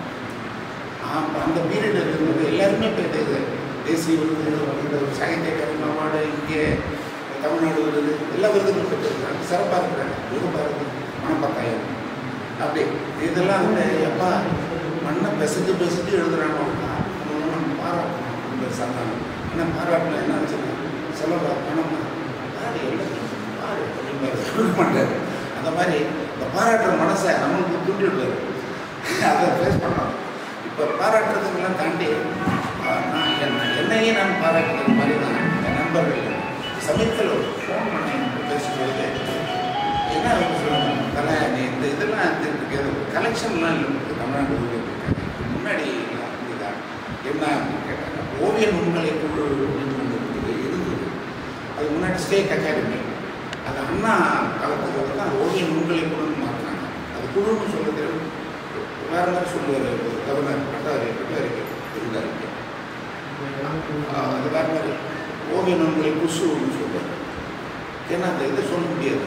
அந்த தமிழில் கொண்டு வந்து ஸ்டேட் அகாடமி இவர் கலை அதுக்கு பிறகு அதை சிறப்பாக எடுத்துகிட்டு போனது முதல்வர் கலைஞர் பீரியட். ஓவிய நுண்களுக்கு வந்து இதழ் இருக்குது நுண்கலை என்ன இதழ் இருக்குது. அதில் ஆசிரியராக கந்தசாமி இருந்தார். கந்தசாமி அதுக்கு பிறகு கவிஞர் இந்திரன் இருந்தார். முகத்துடைய ஆர்வத்தின் போராவில் அதிகமாகவோ அது குறைவாகவோ ஆர்வம் அதிகம் இல்லைன்னு கூட பத்திரிகை நின்று போயிடும். அதிக ஆர்வம் இருந்தால் பத்திரிகை நின்று அந்த வகையில் அந்த பத்திரிகை நின்று போச்சு. அப்போது தொடர்ந்து தமிழ்நாட்டுடைய ஓவியர்களை பற்றி நுண்கலை குழு இந்த பத்திரிகை ரிசர்ச் பிபியுடைய எடிட்டர் ஏஎஸ் ராமன் அவர் தான் ஆங்கிலத்தில் அந்த நம்ம ஓவியர்களை ஒரு புத்தகம் கொடுத்துருக்காங்க. கலெக்ஷனாக வந்துருச்சு. வந்து கடைசி அந்த சந்தானத்திற்கு பிறகு அடுத்த கட்டமாக நாங்கள் வர வேண்டிய கேள்வியில் சின்ன சிக்கலில் அவர் ஒரு மிரட்டல் வந்து அதை நிறுத்திட்டார் வேண்டாம். அதுக்கு பிறகு குயிஸ்கூ அப்படின்னு ஓவிய நுண்கலை குழுவில் ஒரு இது போட்டாங்க. அந்த கலெக்ஷன் வந்தது. அதில் யார் என்னங்கிறது பயோடேட்டா ஒன்று மற்றபடி பெரிய வாழ்க்கைகள் இல்லை. இப்போ நிறைய ஓவியர்கள் நான் தான் சொல்கிறேன். கல்லூரியில் படித்தவர்கள் கல்லூரியில் படிக்க இப்போ நம்ம இயக்குனர் சந்தோஷம் இதெல்லாம் ஒரு ஷாக் ஆகிட்டு எத்தனை ஆயிரங்கள் படத்தில் வச்சு அந்த படம் அந்த எங்கே சொல்லிக் கொடுக்குறாங்க எங்கே சொல்லிக் கொடுக்குறாங்க எங்கே படித்தாருன்னு எனக்கு தெரியும். ஸோ இதெல்லாம் எப்படி நீங்கள் பாதுகாக்கிறது எங்கே எந்த பொலிட்டிஷன் பேர் எடுத்து அவங்க பண்ணது எத்தனை ஓவியங்கள் அது 1,00,000 ஓவியங்கள் ஆமாம் பண்ணது. It's called collage. அது அந்த வேஸ்ட் மெட்டீரியலும் இல்லாமல் அந்த கணக்கு இப்படிலாம் இருக்குது கொலாஜ் அந்த ஓவியங்கள். இப்படி ஒவ்வொரு இதுலையும் இதை வந்து கல்லூரியை படித்தவர்கள் படிக்காதவர்கள் ரெண்டு செல்ஃப் தாட்டு கிரியேட்டிவ்ஸ் மணி போன்றவர்கள்லாம் மணிவனால இப்போ கல்லூரியில் ஆசிரியராக இருக்காங்க. ஸோ அந்த எந்த மாதிரியான ஆசிரியர்கள் இருந்தாலும் எந்த மாதிரி மாணவர்கள் வெளியில் வருவாங்க படிச்சுட்டு சிடி இந்த டெக்ஸ்டைலில் இருக்கிற டெக்ஸ்டைலில் முன்னாடி அதிகமாக கிடையாது. இப்படி அந்த சரியான ஆசிரியர்களை கொண்டு சேர்க்கணும். அந்த ஆசிரியர்களே இல்லாமல் ஓவியம் உங்களுக்கு இதில் நம்ம கல்லூரியில் வந்து ஆசிரியர்கள் போஸ்டல் வந்து ஆசிரியர்கள் இல்லாமல் போஸ்டல் ஸ்டார்ட் பண்ணிட்டாங்க. நான் மீட்டிங்கில் இங்கே சொன்னேன். போஸ்டல் வந்து இங்கே படித்தவங்க இல்லைன்னு பொழுது வெளியிலேருந்து எக்ஸ்பர்ட்ஸ் எல்லாம் கூப்பிட்டு குறைந்தபட்ச இருக்கணும். அவங்கள இருந்தாக்கா அடுத்த கட்டம் படிச்சுட்டு வருவாங்க. நாங்கள் இங்கே இருக்கிறவங்களே படிச்சுட்டு அது வரைக்கும் வெயிட் பண்ணியிருந்துட்டு அதுக்கு பிறகு அவங்க திரும்ப ஆசிரியராக இருந்தாங்க. படித்த மாணவர்கள்னாக்க ஃபைனல் இயரில் என்ன சொல்லிக் கொடுத்தாருந்தா அதெல்லாம் சரியாக ஃபீல் சொல்லி கொடுக்குறாங்க. அந்த வாத்தியார் தான் அப்படின்னு அது அந்த இது இன்னமும் இருக்குது சூழல். இது இந்திய தேசத்திலே மிகப்பெரிய மூத்த கல்லூரி இருக்குது. அதுக்கு பிறகு கும்பகோணம் வந்து முனிசிபல் மூலமாக அதை ஆரம்பித்தது. அப்புறம் கவர்மெண்ட் ஆரம்பிச்சு. தமிழ்நாட்டில் அரசாங்கம் ஆரம்பிக்காமல் 2 கல்லூரி இருக்குது. அரசாங்கம் இந்த ஓவிய கல்லூரியே ஆரம்பிக்கல தமிழ்நாட்டில். பேட்டர்னைஸ் பண்ணிட்டாங்க. அப்புறம் பிரிட்டிஷ்காரங்க ஆரம்பிச்சது. அதனால தான் பாடத்திட்டம்லாம் பிரிட்டிஷ்காரங்க இருக்குது. நூடு பெண்களை வரைகிறதெல்லாம் அது ஆண்களை வரைகிறதெல்லாம் இருக்குது. அது பாடத்திட்டத்தில் காலப்போக்கில் அதை எடுத்துட்டாங்க. இப்படி நிறைய விஷயத்தை இப்போ டாக்டர்களும் உள்ளார படிக்கிறாங்கன்னாக்கா ஆர்டிஸ்ட் வெளியில் படிக்கிறாங்க தான், வித்தியாசமே கிடையாது. நம்ம வெளி உருவத்தை படிக்கிறாங்க, டாக்டர் உள்ள உருவத்தை படிக்கிறாங்க. இப்படியான ஒரு பாடத்திட்டத்தில் எந்த ஒரு நினைச்ச இடத்துல ஒரு மெடிக்கல் காலேஜ், நினைச்ச இடத்துல ஒரு இன்ஜினியரிங் காலேஜ், நினைச்ச இடத்துல ஆர்ட்ஸ் காலேஜ் வந்து where is fine arts college? இன்னும் முடியாது. அது கொண்டு வந்து அது வர்றதுக்கு அந்த அதிகாரிகளுக்கு ஞானம் வேணும், இல்லைன்னா ஆட்சியாளருக்கு அந்த ஞானம் வேணும், இல்லைன்னாக்க பணம் நிறையா வச்சுருந்தவங்களுக்கு அந்த ஞானம் வேணும். அதுக்கு ஒரு பெரிய ஸ்பேஸ் 10 பேர் படித்தா கூட பெரிய ஏக்கர் இருக்கிறதுக்கு இந்த ஏரியா வேணும். இந்த கல்லூரியில் உள்ளார நினச்சாலும் நமக்கு ஒரு ஞானம். எங்கள் தட்சிணாமூர்த்தியில் அங்கே ஒர்க் பண்ணிட்டு இருக்காங்க. ஒரு காலையில் அவர் போய் தான் பறவைகளே பறந்து போகும். அவர் போய் சிசில் எடுத்தாருனாக்கா அந்த சவுண்டில் பறவைகள் பறந்து காலையிலே போய்ட்டு வர்றாங்க. டே டு டே அங்கே ஒர்க் பண்ணுவாங்க நைட்டில். இப்போ அந்த பர்மிஷன் இல்லைன்னு நினைக்கிறேன். இல்லைன்னா ஒர்க் பண்ணுற வாத்தியார்களும் மாணவர்கள் பெட்டிஷன் கொடுக்குறாங்க. மாணவர் ஆசிரியர்களும் ஒர்க் பண்ணுறதில்ல. இந்த சூழலில் எப்படி அவங்க என்லைட்மெண்ட் ஆகும்? எப்படி தமிழ்நாட்டில் என்ன ஆர்ட் இருக்குது, டெல்லியில் என்னவா இருக்குது, வெளி உலகத்தில் என்ன இருக்குன்னு தெரியலையே. இங்கே தெரிஞ்சவங்க தமிழ்நாட்டில் தெரிஞ்சவங்க டெல்லியில் தெரியல. டெல்லியில் தமிழ்நாட்டு ஆர்ட் டெல்லியில் தெரியறவங்க இங்கே தெரியல. இந்த ஆர்ட் இஸ் டிஃப்ரெண்ட் ஸ்டேட்டஸில் நிற்கிது. பத்திரிகையில் படம் போடுறவங்களாம் ஒரு ஆர்டிஸ்ட், ஏன்னா வந்து சினிமா துறையில் இருக்கிறவங்களும் ஒரு ஆர்டிஸ்ட், சொந்தமாக படம் பண்ணிட்டு இருக்கவங்களும் ஒரு ஆர்டிஸ்ட். நானும் ஆர்டிஸ்ட் சார் அப்படின்னு சொல்கிறீங்க. நானும் மனுஷன் தான், நானும் ரவுடி தான் மாதிரி ஒரு சூழலில் தான் இருக்குது. இது நீங்கள் நான் தான் சொன்னேன். இப்போ முற்போக்கு எடுத்தாலும் சொன்னா பாராட்டுனாக்க ஓவியர்கள் பாராட்டுறதே இல்லை. அவங்க தான் எங்களெல்லாம் அழைச்சி உற்சாகப்படுத்தினவங்க. தினம் ஒரு சினிமா எடுத்துக்கிட்டு நம்ம புத்தகத்தை எடுத்து முடிஞ்சு அதோட ஆட்டை நிறுத்திட்டாங்க. அவங்க நீங்களே நிறுத்துறாங்க. வேற என்ன இருக்குது? நீங்களுமா அப்படிங்கிறது தான். அது சொந்தமாக நம்ம அப்படி தான் வருத்தப்பட வேண்டியது. இப்போ இது எடுத்துக்கிட்டிங்கனாக்கா மாதம் அந்த வரிசையில் சொல்லுவாங்க. ஈஸ்வரர் அவங்களுக்கெல்லாம் சொல்லுவாங்க. திராவிட முன்னேற்ற கழகம் இதெல்லாம் அவங்க அங்கே சினிமாவிலேருந்து வந்து எடுத்துகிட்டு வந்தது தான் ரொம்ப சிறப்பு. ஆனால் நம்ம வெளிநாட்டில் இருக்கிற இதையும் படிச்சுட்டு நான் எங்கள் அப்பாட்ட சொன்னேன். எங்கள் அப்பா வந்து என்னடா இதெல்லாம் பண்ணுற, நீ என்னப்பா நீ சினிமா பற்றி சொல்லிட்டு இருக்கேன், வெளிநாட்டு ஓவியங்களை பண்ணுவாங்க, தாய் புதுசாக வாங்கி கொடுத்தாங்க, அதில் வெறும் எழுத்தாங்க படம் இல்லை அப்படின்னு சொல்லி எங்கள் அப்பா அதை வாங்கி கொடுத்தாங்க. அதெல்லாம் படிக்கும் பொழுது நம்ம வேறு ஒரு தலை இருக்குது. உழைப்பாளர்களை பற்றி ஏன் படம் பண்ணல அப்படி இப்படிலாம் சிரிக்க முடியாது. அதனால் கல்லூரியில் படிக்கிறவங்க ஆசிரியர்கள் சொல்லிக் கொடுக்குறத தாண்டி குரு சிஷ்யா பரம்பரைலாம் இப்போ கிடையாது. ஆனால் குரு யாருக்கு எல்லாருக்குமா சொல்லிக் கொடுத்தாரு. அவருக்கு பின்னாடி சொல்லி தூக்குறவங்களையும் அவருக்கு பணிவிட பண்ணுவோம்னா சிஷியா. குருன்னு வந்து இப்போ வந்து வாத்தியாருங்கிறது ஒரு ஸ்கூலில் கேட்டாங்க எங்கள் பிள்ளைய, யார் குரு சிஷ்யா பரம்பரை, குரு சிஷ்யாலாம் யார், கடவுள் யார் அப்படின்னு அவங்க வந்து சொல்லிட்டு வீட்டில் வந்து எங்கள் பாப்பா கேட்டாங்க. அம்மாங்க தெரியுங்களா? அம்மா இதாங்க தெரியுது. வாத்தியார் இது குரு எனக்கு வாத்தியார். அப்புறம் கடவுளை எனக்கு தெரியல பார்த்தீங்க. கடவுள் தான் வாத்தியார், கடவுள் இல்லை. கடவுள் வாத்தியார் வந்து சொல்லிக் கொடுக்குறது குரு கிடையாது. அவர் காற்று மாதிரி மழை மாதிரி அப்படியே சொல்லிகிட்டே இருப்பார் கிளாஸில். யார் யாருக்கெல்லாம் போய் சேரணும் சேரும். தனியாக ஒருத்தர் பர்டிகுலராக சொல்லிக் கொடுக்குற ஒரு வாத்தியார் கிடையாது. அவர் டியூஷன் எடுக்கும். இது போய் சொல்லிச்சு எங்கள் அப்பா வாத்தியாரத்தில் தான் தெய்வம்னு சொல்கிறாரு. எங்கள் அப்பா எங்கள் அப்பா வளர்ச்சிப்பாங்க. எங்கள் வீட்டில் திட்டாங்க, நீங்கள் இந்த மாதிரி ஏதாவது சொல்லி பிள்ளைகளுக்கு தெரிந்து வைங்க.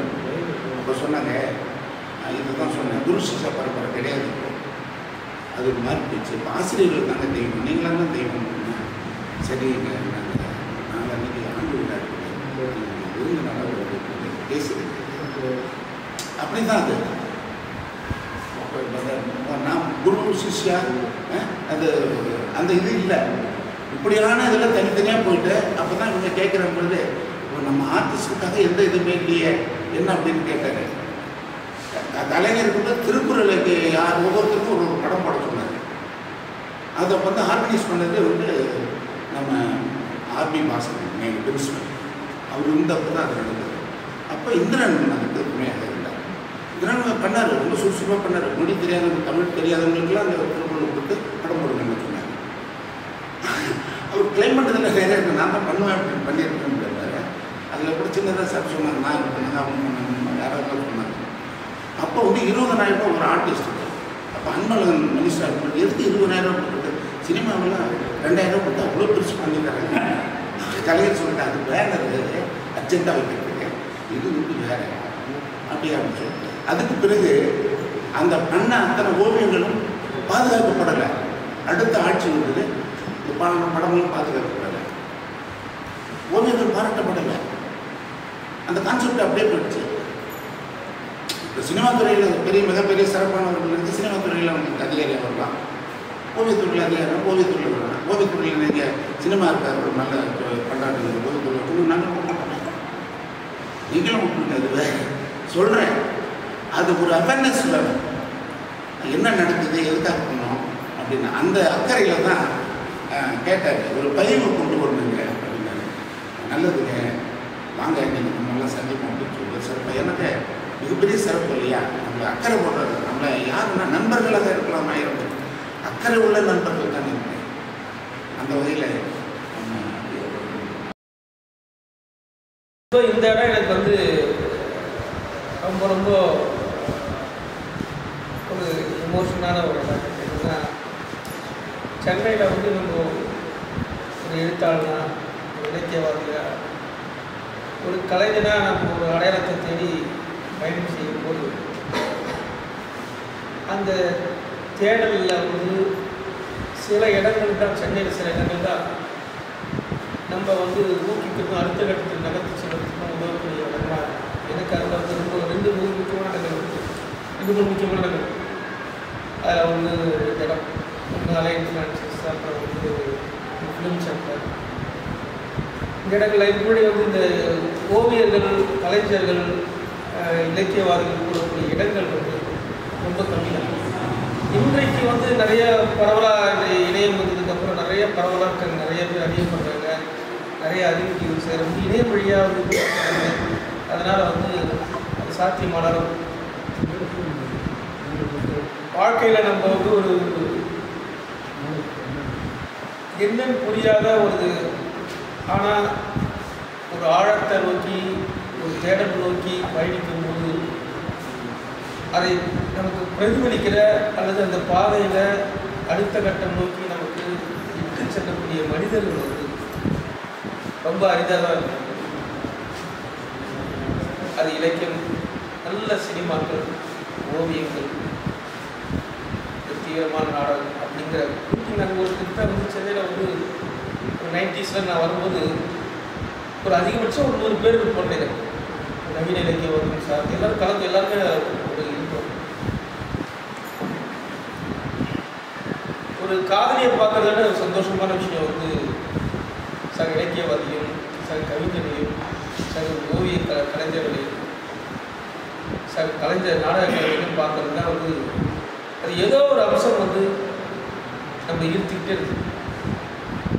அதனால் அதுலேயும் நாங்கள் இன்னும் தீவிரமாக இருக்கக்கூடிய ஒரு சிலர் வந்து அதுலேயும் கடைஞ்செடுத்த இன்னும் வந்து அயோக்கியர்கள், கடைஞ்செடுத்த தேடல் மிக்கவர்கள் அல்லது கடைஞ்செடுத்த சமூகத்தின் கடைக்கோடி மனிதர்களா, அதில் எங்களுக்குள்ள ஒரு பெரிய போட்டு யார் வந்து சமூகத்தில் இருக்கக்கூடிய கடைக்கோடி மனிதர்கள் அப்படிங்கிற ஒரு தேடல் இருக்கக்கூடிய ஒரு கவிஞர்கள் அப்படின்னு நாங்கள் ஒரு 10 பேர் எந்த அமைப்பையும் சாராத, எழுத்தாளர்களாக இருந்தாலும் எந்த அமைப்புடையும் குழுவையும் சாராத, தன்னிச்சையாக மொழி சார்ந்தும் இலக்கியம் சார்ந்தும் சமூகம் சார்ந்தும் இயங்கக்கூடிய ஒரு சிலர் நாங்கள் இருந்தோம்.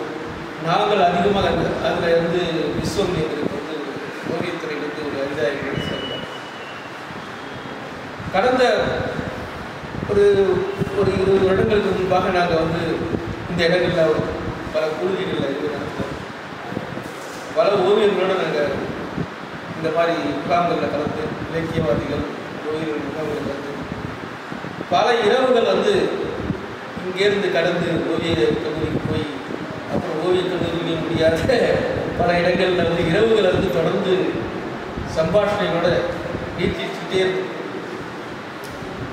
எனக்கு அவங்க பேர்லாம் வந்து கனவுல வர உருவங்கள் மாதிரி தான் இருக்குது. ஏன்னா அந்த இரவுகள் அப்படி தான் இருக்குது. அதே ஒரு ஓவியங்கள் மாதிரி தான் இருக்குது. அந்த அளவுக்கு வந்து ஒரு நிறைய நிகழ்ச்சிகள் இருக்குது. கடற்கரையில் ஒரு ஓவியம் அதெல்லாம் வந்து அது நிறைய ஒரு பிரமாதமான கலைஞர்கள்லாம் வந்து அந்த ரோகிணி கூட வந்து தான் முன்கலை அப்படி நம்மளை வளர்த்திருக்கக்கூடிய என்ன ஒரு அடுத்த கட்டத்தை நோக்கி வளர்த்திருக்கக்கூடிய மிக மிக முக்கியமான சந்தர்ப்பங்களை இங்கே சந்திச்சதால எனக்கு இந்த இடம் எப்பவுமே வந்து முக்கியமாக இருக்கும். அந்த இடத்துல உங்களால் சந்திக்கிறத நான் அடிப்படையில் ஒரு சினிமாக்காரனாக இருந்தாலும் ஒரு எழுத்தாளனாக இருந்தாலும் என்னை மாற்றியது ஒரு ஓவியர் தான். என் வாழ்க்கையை மாற்றியது ஒரு ஓவியம் தான்.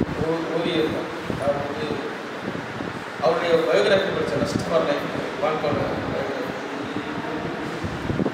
அதுலேருந்து என்னுடைய வாழ்க்கையை மாற்றி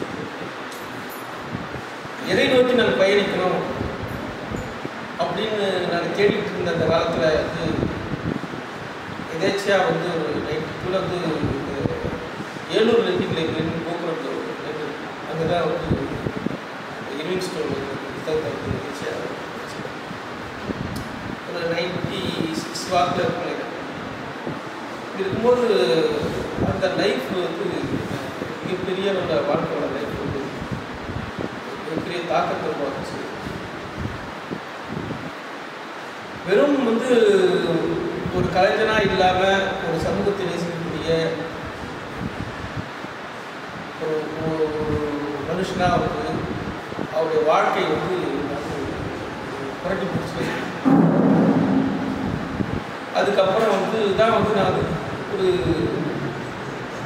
வெறும் எழுத்தாளர்லாம் இல்லாமல் ஒரு தேடலுக்கு இன்னும் கொஞ்சம் வாழ்க்கையை அர்த்தப்படுத்திக்கணும்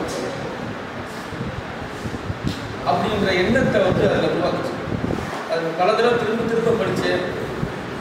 அதுக்கப்புறம் இனி வந்து நம்ம வந்து ஏதாவது ஒரு இந்த இலக்கிய சினிமா துறையில் ஒரு புதியத விஷயங்களை சமூகத்துக்கு அர்த்தமூட்டக்கூடியது. அவர் வந்து அவர் அப்படிதான் பல இடங்களில் வந்து அவருடைய தேடலை வார்த்தை நேரடியாக சொல்லலாலும் அந்த இலக்கரி சுரங்கத்தில்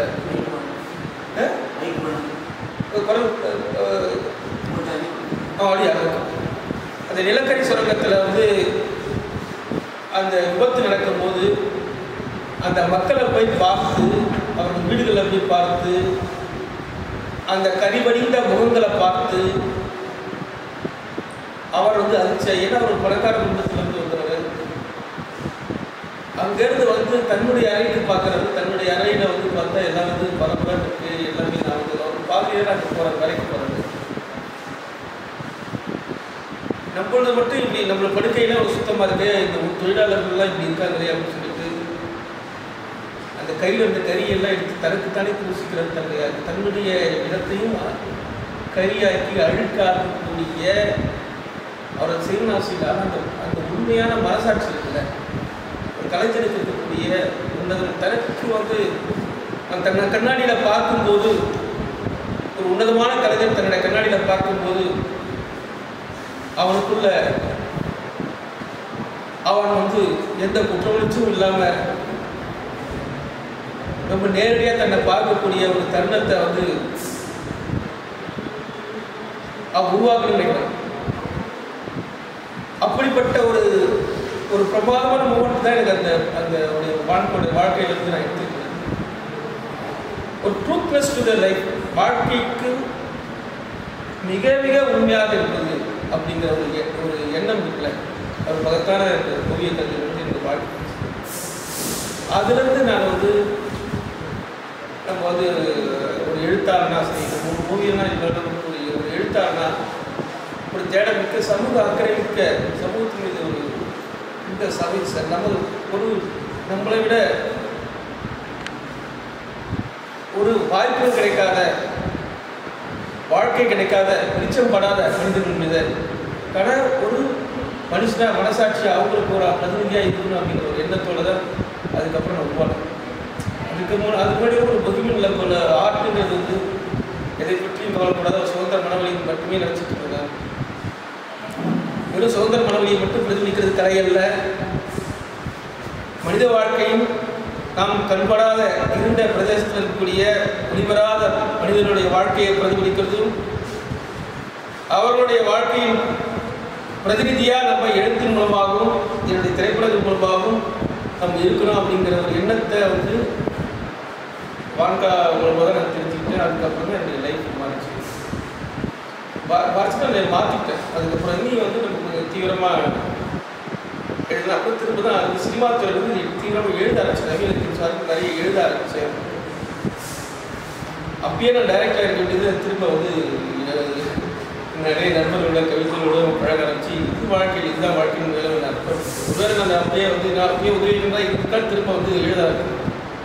உதவிக்கிறதா எழுதிட்டு சினிமா துறையிலிருந்து எழுத வந்து ஒரு ஆள் நான் தான் பெரும்பாலும் சினிமா துறையில் வந்து ஒரு படத்தில் ஒரு படிட்டு அதுக்கப்புறம் நான் எழுத ஆரம்பித்தேன். இலக்கியவாதியாக மாறினேன். திருநெல்வேலி அதுக்கப்புறம் வந்து வீடரில் எழுதாளர் புத்தகங்கள் எழுதினேன். நாயகன் ஒரு வீடரில் தொடர் எழுதும்போது பெரியார் அம்பேத்கர்லாம் எழுதிட்டு இருக்க காரணம் வந்து நான் ஒரு நவீன இலக்கியவாதி வந்து ஒரு பெரியார் அம்பேத்கர் எழுதுறது ஷிஃப்ட் வந்து பெரிய ஷிஃப்ட். அது யாரும் நடக்காத ஒரு ஷிஃப்ட். அந்த ஷிஃப்டிங்க்கு காரணம் எனக்கு வந்து சமூக அக்கறை சார்ந்த ஷிஃப்டிங் காரணம் இருக்கும். பொதுவாக அந்த மாதிரி நவீன இலக்கியவாதிகளும் பெரியார் சமூகமே இல்லைன்னு சொல்லுவாங்க கடற்கரை. அப்போ நான் அந்த மாதிரி இருந்து அந்த வரிசையில் எழுதும்போது தான் நான் வந்து விடுதலில் கேட்டேன். நான் ஒருத்தரை எழுதுவேன். நான் வந்து இந்த வரிசை நான் எழுதுகிற தொடர் வரிசையில் சேக்குவாரா முற்போக்கு சமூக அர்ப்பணிச்ச வாழ்க்கை வச்சு சிலர் எழுதுங்க. அவங்க எல்லாம் வந்து அரசியல் ரீதியாக இருந்தாங்க.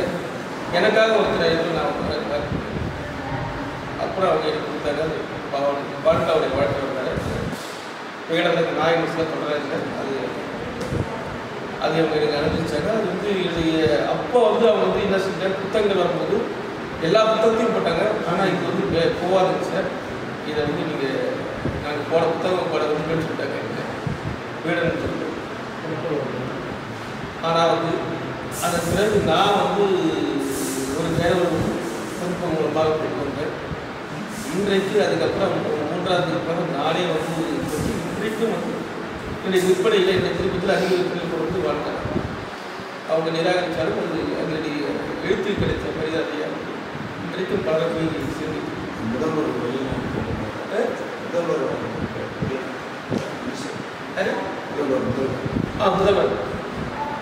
அந்த புத்தகம் அடுத்தது செம்மொழி சிற்பிகள் வந்து அது வந்து செம்மொழி மாநாட்டுக்காக செம்மொழி சிற்பிகளுக்காக வச்சு அந்த புத்தகத்தை வந்து அவருக்கு கொண்டு போய்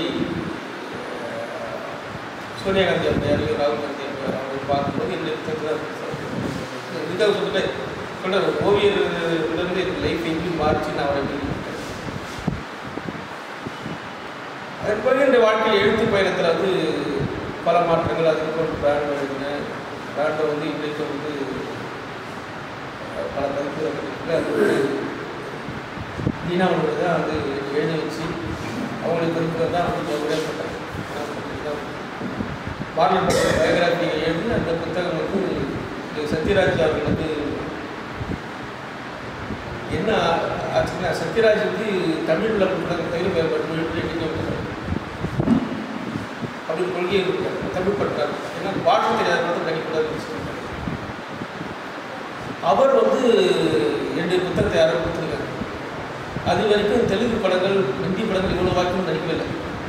இந்த மார்லன் பிராண்டோடைய அவர் அந்த மகத்தான கலைஞருடைய அவருடைய கொள்கை என்னென்னா, நடிகருக்கு வந்து வசனம் வந்து முக்கியம் இல்லை. அவள் எவ்வளோ பேசுகிறாலும் உணர்ச்சியை வந்து தான் முக்கியம். உணர்ச்சியில் எவ்வளோ கவனம் செலுத்தி அதை வெளிப்படுத்துறதா முக்கியம். அதுக்கு வந்து நீங்கள் ப்ராம்ப்டிங் யாராவது டைலாக் சொன்னாலும் ப்ராம்ப்டிங் பண்ணலான்னு சொல்லிட்டு அவர் எழுதி வச்சுருக்காரு. அதனால் அந்த வசனத்தை வந்து எதுக்கு நடிக்கிறவங்க நெத்தியில் எழுதி வச்சுருந்தா வந்து பிடிச்சிருக்கு. அந்த பக்கம் கேமரா இருக்கும்போது அங்கே ஓட்டுவார். எங்கே அவர் உன்னதமான இடங்கள் அப்புறம் அசிஸ்டன்ட் டைரக்டர்ஸ் பேனல் வச்சு பிடிச்சிக்காரு. இந்த மாதிரி தான் பிராண்டாக வசனத்தை பாரம்பரம் வச்சுருந்தா வசனத்தில் தான் ஞாபகம் நடிப்பு முழுமையாக வெளியே வராதுன்றது அவருடைய கொள்கையாக இருக்குது. அதுக்கப்புறம் தான் அது வந்து அந்த புத்தகம் பிடிச்சதுக்கப்புறம் சத்யராஜ் யாரோ ஒரு நண்பனுக்கு படமே வேணான்னு எல்லாம் முடிச்சுட்டு ஊருக்கு போய் செட்டில் ஆகிட்டார். வண்டி சொல்லி நான் ஒரு சொந்த ஊரில் போய் செட்டில் ஆகிட்டேன். நான் பையன் நடிக்க விட்டேன். இவர் வந்து கதாநாயகன் நடிப்பெல்லாம் முடிஞ்சிடுச்சு. நிறைய மற்ற பாஷைகள் நடிக்கும்போது இவர் வேலை கொடுத்துட்டார். அப்போ அப்போ அந்த புத்தகம் வந்து அவருக்கு ஒரு கதை சொல்லப்படலாம் வந்து புத்தகம் அதை படித்ததுக்கு அப்புறம் தான் அப்பா அந்த சமயத்தில் தான் திருச்சி ஒரு படத்தை நடிக்க அதை படிச்சுட்டு அவர் வந்து ஏன் நடிக்கக்கூடாது பிராண்டர் சொன்ன மாதிரி நடிக்கலாம்னு சொன்னார். அதற்கு பிறகுதான் நடிக்க ஆரம்பித்து அது வந்து இன்றைக்கு வந்து அவர் வாழ்க்கையில் மிகப்பெரிய மாற்றத்தை வந்து அந்த புத்தகம் உருவாக்கி இது பாகுகளிலிருந்து சென்னை சொல்லி அவர் நாயகனாக சம்பாதிக்காத அளவுக்கு மிகப்பெரிய மாற்றத்தை வந்து அந்த புத்தகம். என்ன ஆச்சுன்னா என்னை எழுத சொன்ன வீணாமணி மகளை இருந்த ஆஃபீஸுக்கு எதிர்த்து விட்டார் சத்யராஜ். அவருக்கு அந்த புக்கு போகிறதுக்கு வந்து எதிர்த்து விட்டு போகிறதுக்கு கிட்ட 6 வருஷம் ஆச்சு. அது அவர் அடிச்சிருந்து அந்த அதே தேர்வில் ஒரே தேர்வில் முகம் பக்கத்தில் ஒரே தேர்வில் எதிர்த்து ஆஃபீஸ் எடுத்து ஆச்சு. அப்படி அதுக்கப்புறம் எழுத்தாளராகி அதுக்கப்புறம் நம்ம வந்து செம்மொழி மாட்டாக நாங்கள் வந்து 3 தமிழ் வந்து புத்தகமாக வந்து ஆங்கிலத்தில் தமிழ் தமிழ் பட்சம் தான் ஒவ்வொரு செம்மொழி இடத்துல படங்கள்லாம் வளர்ச்சி கொண்டு வந்து அந்த புத்தகம் வந்து அப்போ கவனிக்கப்படலை. அப்போ பெரிய மாநாட்டில் எங்கள் உள்ளே விடலை புத்தகத்தை கொண்டு போகிறது. ஆனால் பிற்பாடு அதற்கு பிறகு ரொம்ப கடந்த ஒரு 10 வருஷம் கழிச்சு அந்த புத்தகம் படிக்கிறதுக்கு வந்து 10 வருஷம் கழிச்சதுக்கப்புறம் அந்த புத்தகம் வளம் மூட்டை அடிச்சு வீட்டில் தான் இருக்காங்க. அந்த புத்தகம் வந்து 500 பதில் வீட்டில் வந்து ஏன்னா ஒரு பெரிய புத்தகம் கிட்டத்தட்ட 2000 பேர் புத்தகம் அதை நம்ம கொண்டு வந்து ஒரு ஆர்வத்தில் ஆனால் வந்து விற்பனை செய்யறதுக்குள்ள அந்த சமயத்தில் தான் ஒரு நாள் வந்து அந்த இப்போ சிஎம்ஆர் இருக்கக்கூடிய அப்பா எதிர்கட்சி தலைவர் கஷ்டங்களுடைய உதவியாளர் தினேஷனுடைய கல்யாணத்துக்கு பிரம்மத்துக்கு கிஃப்டாக தெரியாது. அந்த புத்தகத்தை கொண்டு பார்த்தோம் உடனே வந்து பயங்கர ஆச்சரியம் புத்தகம் வந்து வந்திருக்கு அப்படின்னு சொல்லி கேள்விப்பட்டு அவருக்கு உடனே வந்து சிஎம் ஸ்டாலின் சார் காமிச்சு அப்போது வந்து பாராளுமன்ற தேர்தலை எதிர்த்து காத்துட்டு அப்படி அடிச்சுட்டு அதுக்கப்புறம் தான் வந்து டெல்லி மறுநாள் டெல்லி போகிறாரு சோனியாகாந்தியோட பார்க்கும்போது இந்த புத்தகம் எந்த இருக்குது. அப்போ நான் வந்து ஊட்டியில் இருக்கேன். எனக்கு இன்னும் 2 பதிவுகள் வந்து நான் என் ஃப்ரெண்டை சொல்லி வீட்டை வளர்ச்சி புத்தகத்தை திரும்பி ஏற்பட்டு அப்படின்னு சொல்லி அவங்க போது ஏற்பட்டு அதை எடுத்துகிட்டு தான் அவர் ஸ்டாலின் அவர் வந்து சோனியாகாந்தி அவருக்கு ராகுல் காந்தி அவருக்கு வந்து அதுக்கு ரத்தன் டாட்டா வந்து அவர் யார் இருந்தாலும் என்னுடைய புத்தகத்தை அந்த புத்தகத்தில் அது என்னென்ன அதிசயம் வந்து அதன் பிறகு தான் வந்து அந்த புத்தகத்துடைய தாக்கத்துக்கு தான் இங்கே அண்ணா லைப்ரரியில் கீழ்த்தளத்தில் செம்மொழி 100 அறிஞர்களுடைய ஓய்வு இதெல்லாம் வந்து பார்த்தீங்கன்னா நாங்கள் தேர்ந்த எங்களுடைய புத்தகத்தில் தான் அவங்க புதுசாக உருவாக்கி அந்த தலைமுறை தான் புதுசாக உருவாக்கணும். அப்படி எழுத்து வந்து 10 வருஷம் கழிச்சு 10 வருஷத்துக்கு முன்னாடி உழைப்பு வந்து அது அங்கீகாரம் வந்து கிட்டத்தட்ட வந்து போயிடுறதுக்கு உடையாக கிடைக்கிறது அங்கீகாரம் கிடைக்காம அதுக்கப்புறம் இருந்துச்சு. இப்படி என்னுடைய எழுத்து பயணத்தில் பல்வேறு நாயகன் தொடரும் அப்படிதான். நாயகன் தொடர் எழுதி பல தலைமுறை எழுதினாலும் அம்பேத்கர் எழுதும்போது ஆனந்தவிடம் மாதிரி ஒரு பத்திரிகையில் இன்றைக்கு அம்பேத்கர் பேர் வந்து எல்லாருமே பேசுகிறாங்க, எல்லாருமே ரொம்ப சகஜமாயிடுச்சு. ஆனால் நாங்கள் எழுதும்போது அந்த காலகட்டத்தில் மிக்கும் இடம் பார்த்தீங்கன்னா பாராளுமன்றத்திலும் அம்பேத்கருடைய படங்கள் இல்லை. அந்த காலத்தில் நான் எழுதுவது கட்டளை பாராளுமன்றத்தில் ஒரு படமாக அவர் உள்ள வரதுக்குள்ள அப்போ வந்து தமிழ்நாட்டிலே வந்து எல்லாருக்கும் அம்பேத்கர்ன்றாலே வந்து ஒரு அவரை வந்து சாதியவாதியாக தான் சாதிய தலைவராக தான் பார்க்கக்கூடிய சூழலில் இருந்து நாங்கள் ஆனந்தவிடன் மாதிரி பத்திரிகையில் எல்லா உயர்ந்தவருக்கும் அடுத்த வீட்டுக்கும் போகக்கூடிய பத்திரிகையில் அந்த தொடரை எழுதியிருக்கோம். அதற்கு வந்து ஒரு வெளியீட்டு விழா புத்தகத்துக்காக வெளியீட்டு விழா சொல்லிட்டு யாழ் நகரினுடைய நண்பர் வந்து ஆம்பூர் நடந்தார். அந்த புத்தகத்துக்கான வெளியீட்டு விழாக்காக நானும் இந்த ஆமாக்ஸு தலவாயி ராஜகோபால்லாம் வந்து ட்ரெயினில் வந்து சென்ட்ரல் ஸ்டேஷன் வந்து ஆம்பூர் போகிறோம். புத்தகம் வந்து முன்னாலே வந்துருச்சு. அது வெளியீட்டு விழாக்க போகிறோம். போகிறப்ப ட்ரெயினில் வந்து அவ்வளோ க்ரௌடு. அதனால் இன்றைக்கி உட்காரத்துக்கு இடம் இல்லைன்னு சொல்லிட்டு நாங்கள் ஓரமாக நிற்கிறோம். நிற்கும்போது எனக்கு கீழே வந்து 4 பேர் தள்ளி விட்டு 4 பெண்கள் வந்து கீழே வந்து உட்காடுறாங்க. உட்கார்ந்து வந்து அவங்க எல்லார் கையிலையும் வந்து பயிலேருந்து எடுத்து கீழே உட்காந்து படிக்கிறது என்னுடைய புத்தகம். அது எந்த புத்தகம் வெளியில் போகிறோமோ அந்த புத்தகம் சுட அப்போ தான் அந்த புத்தகம் வந்து இறங்கிட்டு அதை வாங்கிட்டு எனக்கும் ஆமாக்ஸுக்கும் பயங்கர சர்ப்ரைஸ். எந்த புத்தகத்தை வீட்டை போகிறப்போ அது அவ்வளோ பெரிய ட்ரெயினில் அவங்க எங்கே வேணாலும் உட்காந்துருக்கலாம், எந்த இடத்துலனாலும் உட்காந்துருக்கலாம், எந்த இடத்துலனாலும் படிச்சிருக்கலாம், அவங்க இங்கே தான் வரணும்னு அவசியம் இல்லை. இப்போ நாம் எழுதின புத்தகம் வந்து அன்றைக்கி தான் ஒரு 2 நாள் தான் வெளியே வந்துருக்கு, அன்றைக்கி தான் அது வெளியில் போகிறோம். இந்த வெளியில் போகிற புத்தகத்துக்கு தான் நாங்கள் வந்து சீட்டு உட்காந்து தெரியுமா இங்கேருந்து ட்ரெயின்லேருந்து யூனிட் ட்ரெயின்லேருந்து அப்படி போயிட்டு இருக்கோம். போகும்போது நமக்கு காலுக்கீழே அந்த புத்தகத்துடைய எதிர்த்து படிக்கும்போது அது எனக்கு கொடுத்த வந்து சந்தோஷம் வந்து உலகத்தில் வந்து எதுவும் கிடைக்கும். அந்த மாதிரி வந்து என்னுடைய எழுத்து பயணத்தில் இதெல்லாம் வந்து பெரிய என்னுடைய சிறுதைகள் நான் மிகவும் டிஸ்பிளிலிருந்து சிறுதைகள் தான் அது தெரியும். மற்றபடி நான் திரைப்படம் சார்ந்து உலக சினிமா வரலாறு என்று 3 தொகுதிகள் போட்டிருக்கேன். 3 வந்து பரவலாக பேசுகிறேன். இப்போ கடைசியாக தமிழ் சினிமா வரலாறு, தமிழ் சினிமாவுடைய மௌன சினிமாவிலிருந்து ஆரம்பித்து 1916 ஆரம்பித்து 47 முதல் தொகுதி, இப்போ 48 இப்போ 2வது தொகுதி பரப்புது. இந்த புத்தாக்க காட்சி வந்து 48 ஆரம்பிச்சு 59 திராவிட சினிமா, திராவிட எழுச்சிக்கு இந்த அதில் வந்து அப்போ தான் கலைஞர், எம்ஜிஆர், பராசக்தி, அப்புறம் வந்து கண்ணதாசன் அவங்களாம் வந்து 10 வருஷம் அவங்க பக்கம் புத்தகம் வந்து புத்தகம் காட்சிப்பாங்க.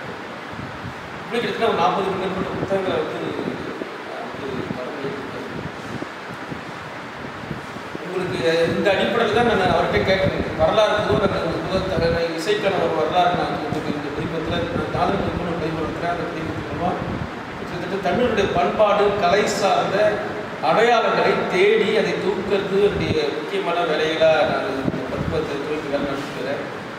அந்த பதிப்பகத்தில் வந்து பார்த்திங்கன்னா தமிழ் இசைக்காக ஒரு தொகுப்பு கொண்டு வரும். அப்புறம் தமிழ் இசைக்கிறது பழைய கண்டைக்கரைகள்லாம் வந்து கொண்டு வந்து அதுக்கு புத்தகமாக நான் வந்து கொண்டு வந்தேன்.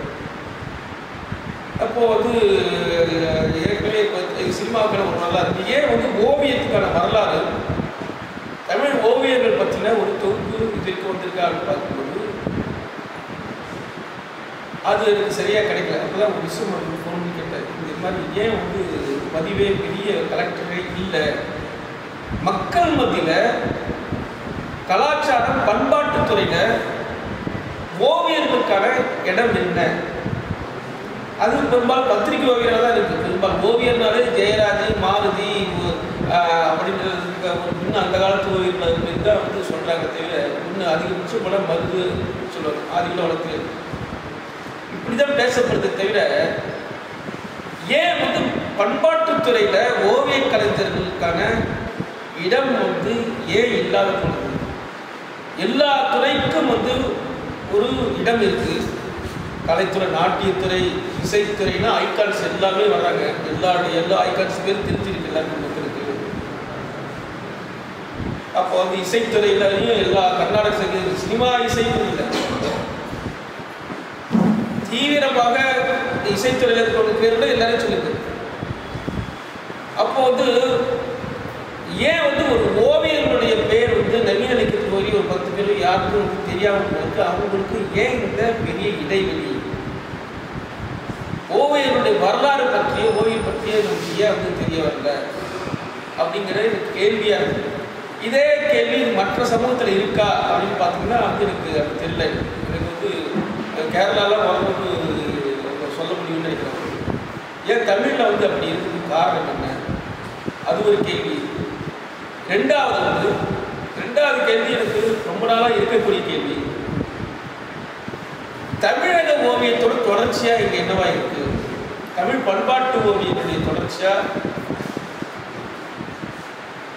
என்ன வந்து இருக்கும்? இந்த நவீன ஓவியங்களோட வரலாறு தொடர்ந்து அதனுடைய அடையாளங்கள் ட்ரேசஸாக என்னவா இருக்குது அப்படிங்கிற கேள்வியும் எனக்கு இருக்குது. அப்போ தமிழ் ஓவியங்கள் என்னவா இருந்தது அப்படிங்கிற கேள்வி அதை பற்றி வருது. வெறுமனே இங்கே இருக்கக்கூடிய வந்து நம்ம ஒரு கொடை வரைக்கும் கோயில் இருக்கக்கூடிய சில பெயிண்டிங்ஸு இதை மட்டும் பேஸ் பண்ணுறதா, இல்லை தாண்டி ஏதாவது இருக்கா? எனக்கு வந்து மிக மிக முக்கியமான கேள்வி, நான் எங்கள் ஊரில் நாடகங்களில் பார்க்கும்போது, திரைப்படங்களில் பார்க்கும்போது, நாடக செய்திகளில் இருக்கக்கூடிய ஓவியங்களில் அதில் இருக்கக்கூடிய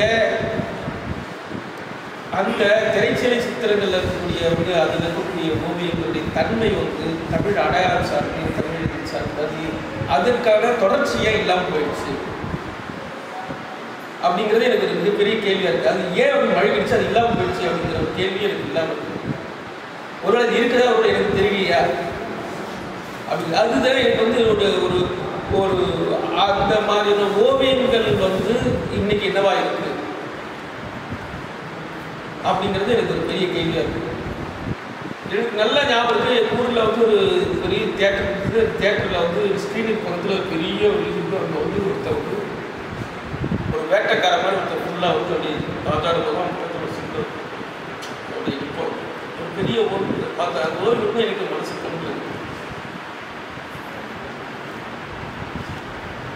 அது வந்து அசல் யதார்த்தமான ஓவியம் இல்லை, இருக்கக்கூடிய மற்ற படங்களில் இருக்கக்கூடிய மாதிரி வந்து யூரோப்பியன் கல்ச்சரில் பார்க்குற மாதிரி ரோடினுடைய மாதிரி ஒரு துல்லியமான ஒரு பாடி இதெல்லாம் வெயிட்டு சார்ந்தோ இல்லை உடல் இருக்கக்கூடிய எதிர்பார்ப்புகள் சார்ந்த ஓவியங்கள்.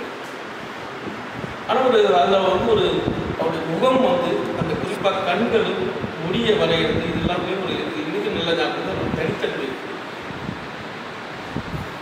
அந்த கலரும் வந்து ஒரு தனித்தன்மை இருக்குது. அந்த ஒரு நம்ம ஒரு ஒரு தொன்மை அல்லது வந்து நம்மளுடைய அடையாளம் நம்மளுடைய பண்பாட்டு தொடர்ச்சியான ஓவியங்கள் அது இன்னைக்கு என்னவா இருக்கு அப்படிங்கிற கேள்வியும் இருக்கு. ஓவியங்கள்லாம் எதை எழுதியிருக்கிறாங்க? எங்கள் அப்பா அம்மா நடுமட்டு தான் ஏறு ஒன்றுமே இல்லையே, அப்போ நாங்கள் பார்த்து ஏன் அதை பாராட்ட மாட்டேங்கிறேன்னு கேட்டாங்க. எங்கள் வாழ்நிலை இதில் இல்லைன்னா நாங்கள் எதுக்கு அதை பாராட்டணும்? இல்லை அது ஓவியமா இருக்கிறது ஓவியம் தான் மீறும் இல்லை. அதுக்கு டெக்னிக்ஸை பாராட்டலாம். டெக்னிக்ஸை கற்றுக்கிட்டோம்னா ஃபீல்டில் நிற்க முடியாது. உன்னுடைய ஞானத்தோடு வந்தால் தான் உன்னுடைய அது வந்தால் தான் நிற்க முடியும். டெக்னிக்ஸை அவர் பண்ணி பார்க்கறது பக்கத்து இருந்தால் அவன் கற்றுக்குவான். It is not a team work. ஆற்று ஒன்று டீம் ஒர்க். ஆற்று டீம் ஒர்க்கே கிடையாது. சினிமா டீம் ஒர்க், மற்றதெல்லாம் டீம் ஒர்க்கு. புத்தகம் போடுறது டீம் ஒர்க்கு. நீங்கள் எழுதுவீங்க அவங்களுக்கு நாங்களே தான் என்னோட முடியுது.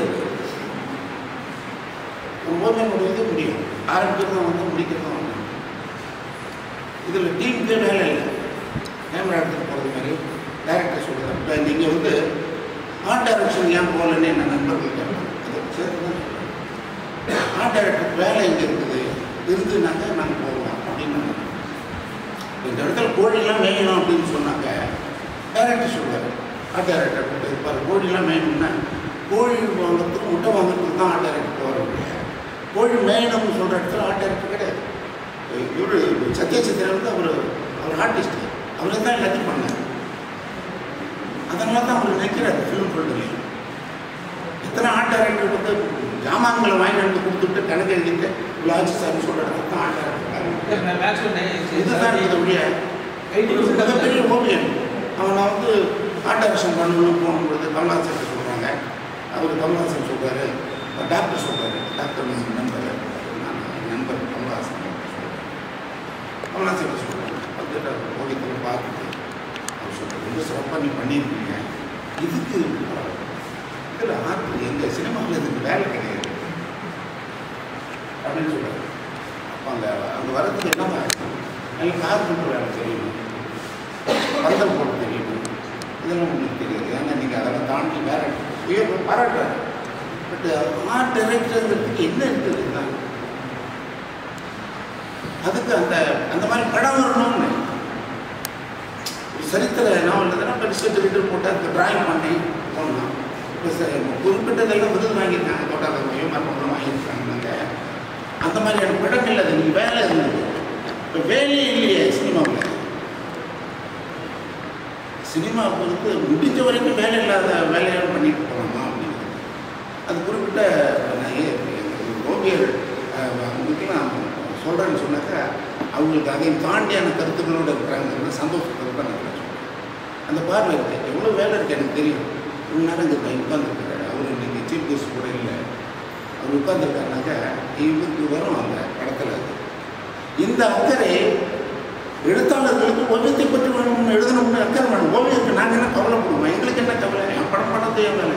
இது எடுத்து எனது தொழில் எடுத்துன்னு பாரதியார் சொன்ன மாதிரி ஏன் தான் எழுதுறது? எழுத்தாளர் எத்தனை எழுத்தாளர்களுக்கு இங்கே வராங்க. இங்கெல்லாம் எழுத்தாளர்களுக்கு அந்த ஆர்வம் இல்லை. அரசுக்கு அந்த ஆர்வம் இல்லை. நம்ம உருவத்தை பார்த்து பார்த்து பார்த்து பழக்கப்பட்டு போய் அதை அடையாளத்தை தேட முடியாது. அடையாளம் இல்லாமல் என் படம் நல்லா இருக்குன்னு சொன்னாக்க அது எந்த ஒரு காரம் பண்ணதெல்லாம் பார்த்தாங்க. It's good, I like I buy, அவ்வளோதான். வாங்கணும் அப்படி தான் பார்க்குற முடியாது. நம்ம ஜாதிக்காரனா பக்கத்து வீட்டுக்காரனா அதெல்லாம் கிடையாது. அதை பார்த்தானாக்க ஆர்ட் முடிஞ்சு போச்சு. அதுதான் தமிழ்நாடு வளர்த்துது. தமிழ்நாடு யாரை எந்த கலைஞர்களை வளர்த்தீங்க? அது மாதிரி பண்ணுறவங்கள தானே வளர்த்தீங்க. ஜாதிக்காக ஒன்று பண்ணுறது, ஜாதி கலவரத்துக்காக ஒன்று பண்ணுறது, சிங்கத்துக்கு பண்ணுறது, புலிகளுக்கு பண்ணுறது. ஏன்னா நீங்கள் அந்த கருத்துக்களை படத்தில் மக்கள்கிட்ட கொண்டு போகாமல் அவங்க உருவத்தை வந்து கொடுத்தீங்க. உருவம் தான் எல்லாத்தையும் சினிமாவில் இருந்தது. நல்ல கேமரா, பிரமாதமான கேமராலாம் வந்துருச்சா. நான் 50களெல்லாம் கேமரா சொல்லுறேன். அப்புறம் எதுக்கு ஓவியர் அதே உருவத்தை வரைஞ்சி வருது? இங்கே சிக்கல் எங்கே தான் இருக்குது. விமர்சனம் பண்ண மாட்டேங்கிறீங்களே. இது நல்லா இல்லைன்னா விமர்சனம் பண்ண மாட்டேங்கிறீங்களா? நல்லா இல்லைன்னு நீங்கள் எழுதணும்னு சொன்னாக்க எது நல்லதுன்னு உங்களுக்கு தெரிஞ்சால் அவங்க முதல்ல உங்களுக்கு எது நல்லதுன்னு தெரிஞ்சாதான் உங்களுக்கு தான் சொல்லுங்கள். இதுக்கு தான் தூண்டி வச்சு அது தெரியணும். கடப்பாடு ஒன்று போய் அவங்களோட உட்காந்து கொஞ்சம் நாலு ஓவியத்தில் பாராட்டி அவங்களோட போனது ஆரம்பிச்சது பிறகு இதில் நம்ம ஜாதிக்காரன் யாருன்னு பார்க்கணும். அவங்களுக்குலாம் வேலை இல்லை. அப்போ அவங்க அப்புறம் ஆற்று எங்கே வரும்? இப்போ பிகாசோ வரைஞ்சது, கொர்னிகாவை வரைஞ்சது, அது அவர் கிரியேட் பண்ணலை. அவர் கம்யூனிஸ்டத்தில் கட்சியில் இருந்ததுனால அவருக்கு மாநாட்டு படம் வரைய சொல்லி அது கமிஷன் ஆகுவார். அவர் அதை எடுத்து உள்ளே படித்தா தெரியாது. That's commission. அவர் 10-20 படம் போட்டார். அதில் ஒரு படம் தான் அது கொர்னிகா, அந்த பாராட்டு. அது அப்படிப்பட்ட விஷயத்தை இந்த கட்சி தான் எடுத்துகிட்டு வெளியில் வருது. அதில் இருந்தார். அதனால தான் அவர் காட்டினாங்க கொர்னிகா வாரு. அந்த கம்யூனிஸ்டுக்காரன் சொன்னதை தான் இன்றைக்கி எல்லா எழுத்தாளர்களும் சொல்லிட்டு இருக்காங்க. வழிய வேற ஒரு கட்சிக்காரன் சொன்னதை இல்லையே சொல்லலை. இது தானே இப்போ தேனுகான ஒரு எழுத்தாளர் இருந்தார். கும்பகோணத்தில் இருந்த ஓவியர்களை பற்றி தான் அவர் எழுதியிருப்பார். வழிய தாண்டி வந்து மெட்ராஸில் கொண்டு எழுதலை. வர்றதுக்கு நேரம் இல்லை. இல்லை நேரம் இல்லைன்னு வேறு ஆர்வம் இல்லை. இங்கே இருக்கிற இந்த எழுத்தாளர்கள் நம்ம ஜாதியாரான அங்கே இருக்கிற தேடி திருப்பி பார்த்துட்டு எழுதிட்டு ஆரம்பித்தாங்க. புத்தகங்களும் வராது. அதெல்லாம் பார்த்துட்டு தான் கலைஞர் போன்று ஓவியர்கள் பேர் அக்கறை உள்ள ஒரு முதல்வர் யாரும் இல்லை. ஒரு காலத்தில் தான் அதை பண்ணாங்க. அவரோட டிஸ்கரேஜ் பண்ணாங்க. அவர் அதெல்லாம் போதியா அப்படின்ட்டு அவர் இல்லை. எங்களுக்கெல்லாம் மாடலில் உட்காந்துருக்காரு. 3 மணி நேரம் உட்காந்துருப்போம். ஒரு முதல்வரை 3 மணி நேரம் எங்களுக்கு தான் வந்தார். மதம் நாங்கள் எல்லாம் அழைச்சிட்டு போய் ஒரு 8 ஓவியர்கள் போயிருக்கோம். நாங்கள் அவர் போர்ட்ரேட் அவர் பேசிக்கிட்டே இருந்தார். கலைகள் எப்படி இருக்கா அப்படின்ட்டு 3 மணி நேரம் செடியெல்லாம் போட்டு அவங்க சேர் உட்காந்துட்டே போய் நானும் உட்காந்துருக்கோம். அப்படி சிரிச்சுட்டே அப்படி இருக்கேன். நானும் ட்ராயிங் பண்ணேன். அது ஆனந்தபுரம் வந்து ஆனந்தபுரம் தான் பண்ணாங்க. அந்த தேவி பெருந்தேவியில் வேறு ஒருத்தர் இருந்தாங்க. அவங்க தான் அழைச்சிட்டு போனாங்க. ஓவியர் கலைஞர்களுக்கு மாடலாக முதல்வர் அப்படின்னு போட்டு ஆனந்தபுரம் வந்து இன்னும் ஒரு தடவை நான் அப்படியே இதுதான் ஒரு எக்ஸ்பீரியன்ஸ் தான். முதல்வர் படம் போட்டதுனால நமக்கு கிடைச்ச ஒரு விஷயம் எப்படி பாதுகாக்கப்பட்டேன். அப்படி போனேன். போயிட்டு ஆஃபீஸில் தான் போனேன். போயிட்டு பரவாயில்ல அவங்க மருந்து சாப்பிட்டு போகணுன்ட்டு பைக்கை வச்சுட்டு போனேன். பைக்கை வச்சுட்டு தான் போனேன். போலீஸ் வந்து சாவி எடுத்துட்டு வாங்க. என்னங்க நான் ஒன்றுமே பண்ணலையே அப்படின்னு. இல்லை நீங்கள் இங்கே தான் போகிறீங்க. ரொம்ப இல்லை என்ன வண்டியில் உட்காருங்கன்னு பின்னாடி வண்டியில் ஒன்று உட்கார வச்சுட்டு அந்த வண்டியில் வந்து எடுத்துட்டேன். ஒரு இடத்துல கொண்டு நிறுத்திட்டேன். நான் உடனே அறிவாளர் கலைஞர் ஆஃபீஸ் ஃபோன் பண்ணி ஒரு ஃபோட்டோ எடுத்துக்கிறேன். ஏன்னா இது மாதிரி என்ன கூப்பிட்டு போகிறாங்க. எங்கே என்ன உனக்கு இங்கே இதுவாக தான் இருக்கோம். தேனம்பேட்டை அந்த ஸ்டேஷனில் தான் இருக்கோம். நாங்கள் ஆளுங்க போகிறது ஒரு எம்பி இருந்தார். எம்எல்ஏ கௌசல்யா எம்பி பாய் அங்கே போனது. அங்கே இல்லை. இன்னும் ஒரு ஒர்க் ஷாப் மாதிரி ஒரு பெரிய வண்டியெல்லாம் மெக்கானிக் பண்ணுற இடத்துல போலீஸுக்கு அங்கே உட்காந்துருக்காங்க. அது ஒரு சீஃப் ஒரு சர்க்கிள் இன்ஸ்பெக்டர் அங்கே உட்காந்துருக்காரு. அங்கே உட்காந்துருக்கிறது சார் இது மாதிரி நான் ஏன்னா எல்லாம் எல்லாத்துக்கும் டீ காஃபிலாம் கொடுக்க சொல்லி எதாவது சாப்பிட்றதுனா சாப்பிடுங்க பண்ணாங்க. நான் கொடுங்கன்னு இருக்கேன். எல்லாம் கொடுத்தாச்சு. அது உங்களுக்கு யாராவது எங்கே என்ன பண்ணேன்? நான் அதெல்லாம் ஒன்றும் பண்ணலைங்கண்ணா. சரி லைசன்ஸ் இருக்கா இல்லை வீட்டில் இருக்குது அப்படின்னு சொன்னேன். எனக்கு நெகட்டிவாக பேசணும்னு முடிவு பண்ணிட்டேன். என்கிட்ட இருக்குது வீட்டில் இல்லைங்க. யாராவது உங்களுக்கு தெரியும்னாக்கா எனக்கு தெரியும்னு சொல்லிட்டு நீங்கள் போங்க. இங்கே யாரும் எனக்கு இல்லைங்க அப்படின்னா யாராவது தெரிஞ்சவங்களை சொல்லுங்க, முதல்வரை தெரிஞ்சவங்க சொன்னேன். இங்கே வாங்க, எந்த முதல்வர் சொல்லுங்க, கலைஞர் தான் தெரியும். என்ன சொல்லுவீங்க? புஸ்தகம் நைட்டு தான் வந்துருக்கு 2 நாளைக்கு முன்னாடி. அதில் அட்டையில் நான் படம் போட்டேன், என் படம் இல்லாத கலைஞர் படம் அதை காட்டுது. உடனே எஞ்சிட்டான் தான் எஸ்ஆர்டி நீ போயிட்டு வந்து தம்பியை படம். அப்புறம் இதுக்கெல்லாம் காசு கொடுக்கணும். இல்லை நான் கொடுக்குறேன், நீங்கள் போகணும். ஒரு கலைஞன் எப்படி பாராட்டுனா எப்படி தண்டனைக்கு உள்ளவனா காட்டுறாங்க சொசைட்டிங்கிறது. அவருக்கு அந்த அந்த கருணையெல்லாம் உண்டு. அதுக்கு பிறகு வந்த இந்த ஓவியங்களெல்லாம் திருக்குறளுக்காக வளர்த்து வச்ச ஓவியங்கள்லாம் பணம் கொடுப்பானதெல்லாம் பாதுகாக்கப்படாமல் வள்ளுவர் பட்டத்தில் அழிச்சுட்டாங்க.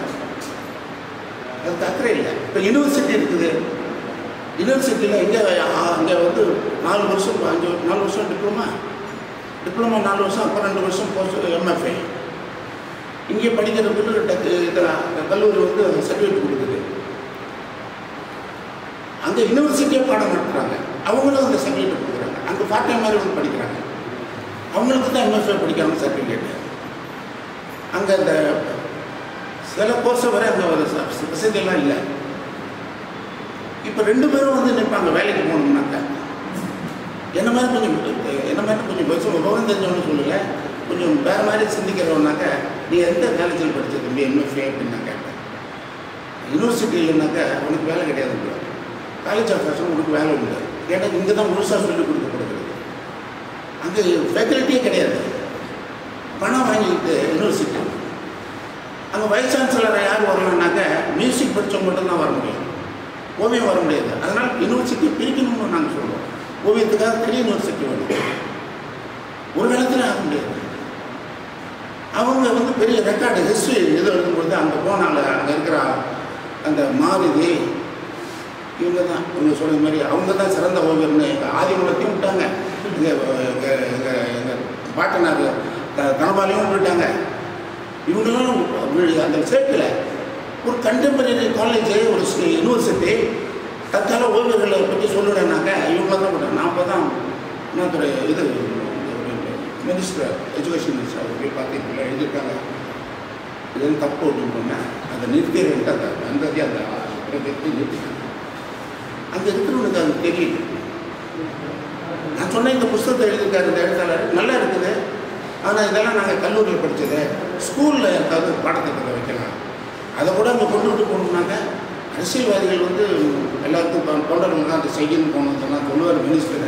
சட்டத்தில் இந்த இடம் இருக்குது இல்லைன்னு சொல்லி அந்த துறையில் இருக்கின்ற அதிகாரிகளுக்கு தரேன், அது அவங்களுக்கு இது வேணும் அப்படின்னு சொன்னேன். அந்த ஐஏஎஸ் ஆஃபீஸர் ஒரு எழுத்தாளர் கொடுத்தாரு, அவர் ரொம்ப நல்ல காட்டுறாரு, புத்தி காட்டாரு அப்படின்னு சொன்னார். ராமகிருஷ்ணன் எழுதிருக்கு புத்தகம்.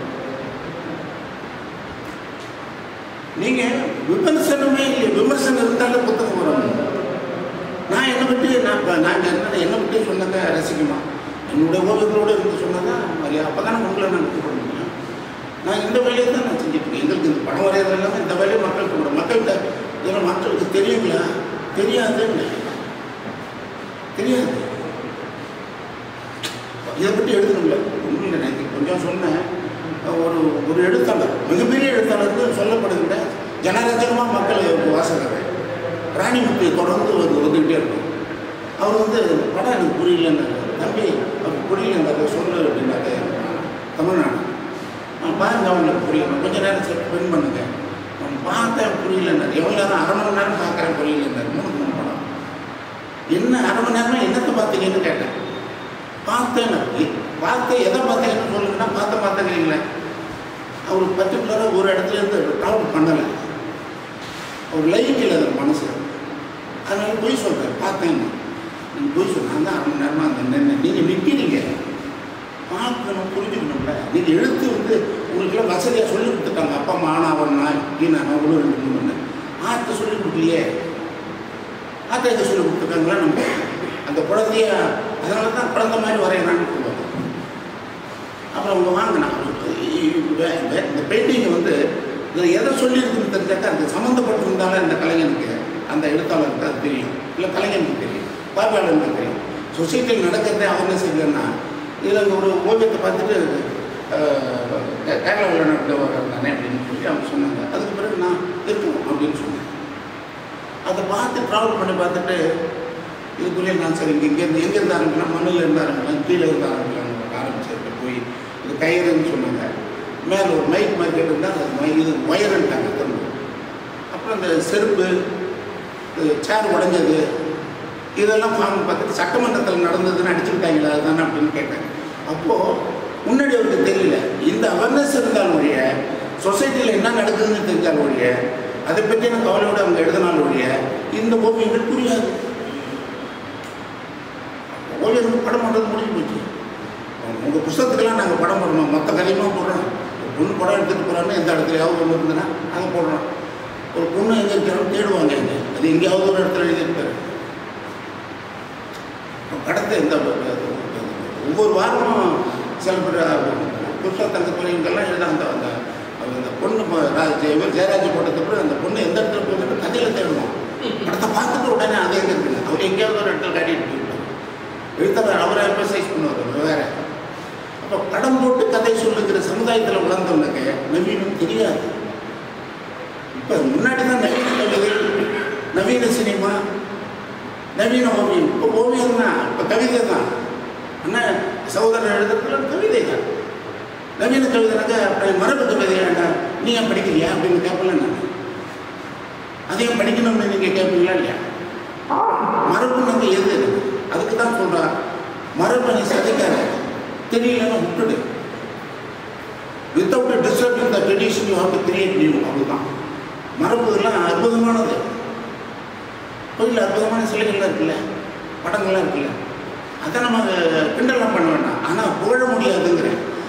என் அப்பா அம்மா வாழ்க்கை இந்த கோயில் இல்லைன்னாக்க அது ஏன் நான் போடணும்? இருக்கட்டும், மற்றவங்க பார்க்கணும். சித்தன்னவாசலில் இருக்குது மூலிகை கோவில். ரவியூர் மகன், நீங்கள் ரவியூர் மகன் திரும்ப திரும்ப சொல்கிறாங்க. ரவியூர் மகனத்தில் வேறு எந்த கோயிலுமே இல்லையா? எழுதலை, எழுத்தாளர்கள் எழுதலை. ரவியூர் மட்டுமே சொல்லிட்டு இருக்காங்கன்னா அரசமன்றத்தில் அந்த வேலை இருந்தவர். அப்போ நம்ம பிரிட்டிஷ் இதுக்கு போனார், அங்கே குவாலியர் போனார், கல்கட்டா போனார். அவருக்கு வசதி இருந்தாலும் பண்ணார். அவர் காலத்தில் இது ஆறுமுக நயனாருங்கிறது தான் அவருக்கு வாத்தியாராக இருந்திருக்காரு. அவரை பற்றி கூட புத்தகம் வாங்கினார். அவர் கன்னியாகுமரி. எத்தனை வர்ணங்களை சொல்கிறோம். மேலேருந்து கீழே 6 வர்ணம் 7 வர்ணம், கண்ணிலேருந்து போடுறோம், காலிலேருந்து போடுற வர்ணம் தான் சொல்லணும்ல. இந்த வர்ணம் பண்ணணும், வர்ணம் சொல்லாததுக்கு இந்த வர்ணம் பண்ணுறவனுக்கு ஏதாவது இன்னொரு கோவிலை சொல்லியிருக்கலாம்ல. எந்த வர்ணத்திலையும் பொருட்களையும் எடுத்தாலும் அது அந்தந்த காலகட்டத்தில் இந்த ப்ராப்ளம் இருந்துகிட்டே இருக்குது. நீங்கள் கவலைப்படுறீங்க, இது ஒரு காலம். அதுதான் இது ஓவியங்களை பற்றி எடுத்தாந்த காலம். இது இந்த சோழர்கள் காலம், பாண்டவர் காலம்லாம் சொல்கிறாங்க. அது மாதிரி ஒரு காலம் இருக்கு காலம். அதுக்காக ஓவியர்கள் படம் பண்ணாமல் கலைமாமணி கலைமாமணி கொடுக்குறாங்க, ஓவியர் கொடுக்குறாங்க, கலைச்செம்மல்னு கொடுக்குறாங்க. கலைச்செம்மல் கொடுக்குறாங்க. போன வருஷம் கொடுத்தாங்க, இந்த வருஷம் நான் கொடுக்குறேன். நான் போய் செலெக்ஷனுக்கு நான் போன வருஷம் எனக்கு கொடுத்தது. இந்த வருஷம் வாங்க கொடுக்குறாங்க. 1 லட்சம் ரூபா கொடுக்குறாங்க. 1 லட்சம் ரூபா ஒரு கடத்தல வாங்கி கொடுத்துட்டு பணத்தை வாங்கிட்டு பட்டத்தை வாங்கிட்டு நாங்கள் சொல்லுவோம். இப்போ அதெல்லாம் நடக்காது. பட்டம் கொடுத்தாக்க பணத்தை கொடுத்தாங்க. இது இருக்குது. நான் என்ன சொல்கிறேன், அவங்க வேலையை அவங்க செய்யணுன்னாக்க நான் என் வேலை செய்கிறேன். என் வேலை செஞ்சதுக்கு பிறகு நான் ஒரு 1 மந்த்ஸ் வச்சுக்கிட்டு நான் புரிஞ்சுக்கிட்டு என்ன பண்ணேன், நான் பண்ண ஓகே அப்படின்னா என்னோட up and down senior junior செல்தாட் எல்லோரும் இருக்கும் பொழுது அவங்க வந்து என்னை பார்த்து பேசுகிறது அவங்களோட நான் சந்தோஷமாக இருக்கிறேன். இதில் நல்லது பெருசு சின்னதெல்லாம் எங்கே இருக்குது. மாட்டிட்ட ஹாலில் ஸ்கல்ப்சரும் வாலில் பெயிண்டிங் மாட்டிட்டோன்னாங்க பார்க்குறவங்க எடுத்துகிட்டு போகலாம், ரசிக்கிட்டு போகிறாங்க. சதிக்குது, இதை தான் ரசி, இதை பார்க்காத அப்படிலாம் ஒன்றும் கிடையாது. ஒரு படம் நல்லா இல்லைன்னு சொல்கிறது நான் யார்? நல்லா இருக்குன்னு சொல்கிறதுக்கு எவ்வளோ பேர் இருக்காங்க. நான் வந்து நல்லா இல்லைன்னு சொன்னது ஒரு மேதையை முட்டாளுக்கு தான் தேவை. நல்லா இல்லைன்னு சொல்கிறது அது இப்படி பண்ணியிருக்காருன்னு சொல்கிறது புத்திசாலி இருக்காரு. எடுத்த உடனே அதை நல்லா இல்லை விமர்சனம். இப்படி தேட்டர்லேருந்து படம் நல்லா இல்லைங்க அப்படின்னு சொல்லுவான், சூப்பரானு சொல்லுவான். அவனுக்கு புரியுது அவனுக்கு அது எவ்வளோ கஷ்டப்பட்டு எவ்வளோ செலவு பண்ணி எவ்வளோ நடிகைகள்லாம் காப்பாற்றி எப்படி படம் எடுக்கிறாங்க இல்லையா? சும்மா விமர்சனத்துக்காக ஒரு வார்த்தை விட்டுட்டு போனாங்க. அதான் இப்போ இந்த மீடியாவில் வந்து முதல் நாள் விமர்சனம் பண்ணுறதுலேயே படம் முடிஞ்சு போடுது, கதையை முடிச்சிடறாங்க எல்லாத்தையும் க்ளீன் பண்ணி. நான் அந்த துறையை சார்ந்தவர்களுக்கு வரணுங்கிறேன். அந்தந்த துறையை சார்ந்தவர்கள் அந்தந்த வேலையை செய்யணும். இல்லைனாக்க விமர்சனம் இங்கே வச்சுனாலே போதுமே. விமர்சனங்கிறது முதல்ல அதை பற்றியான ஞானம் எழுதுறவனுக்கு வரணும், எழுதுறத படிக்கிறதுக்கு ஞானம் அந்த ஓவியத்துக்கு வரணும். எப்படி வரணும்னா இந்த இப்படி தான் வரணும். திட்டம்லாம் பண்ணணும். அவர் திட்டம்னா நான் ஒன்று சொல்லணும்னு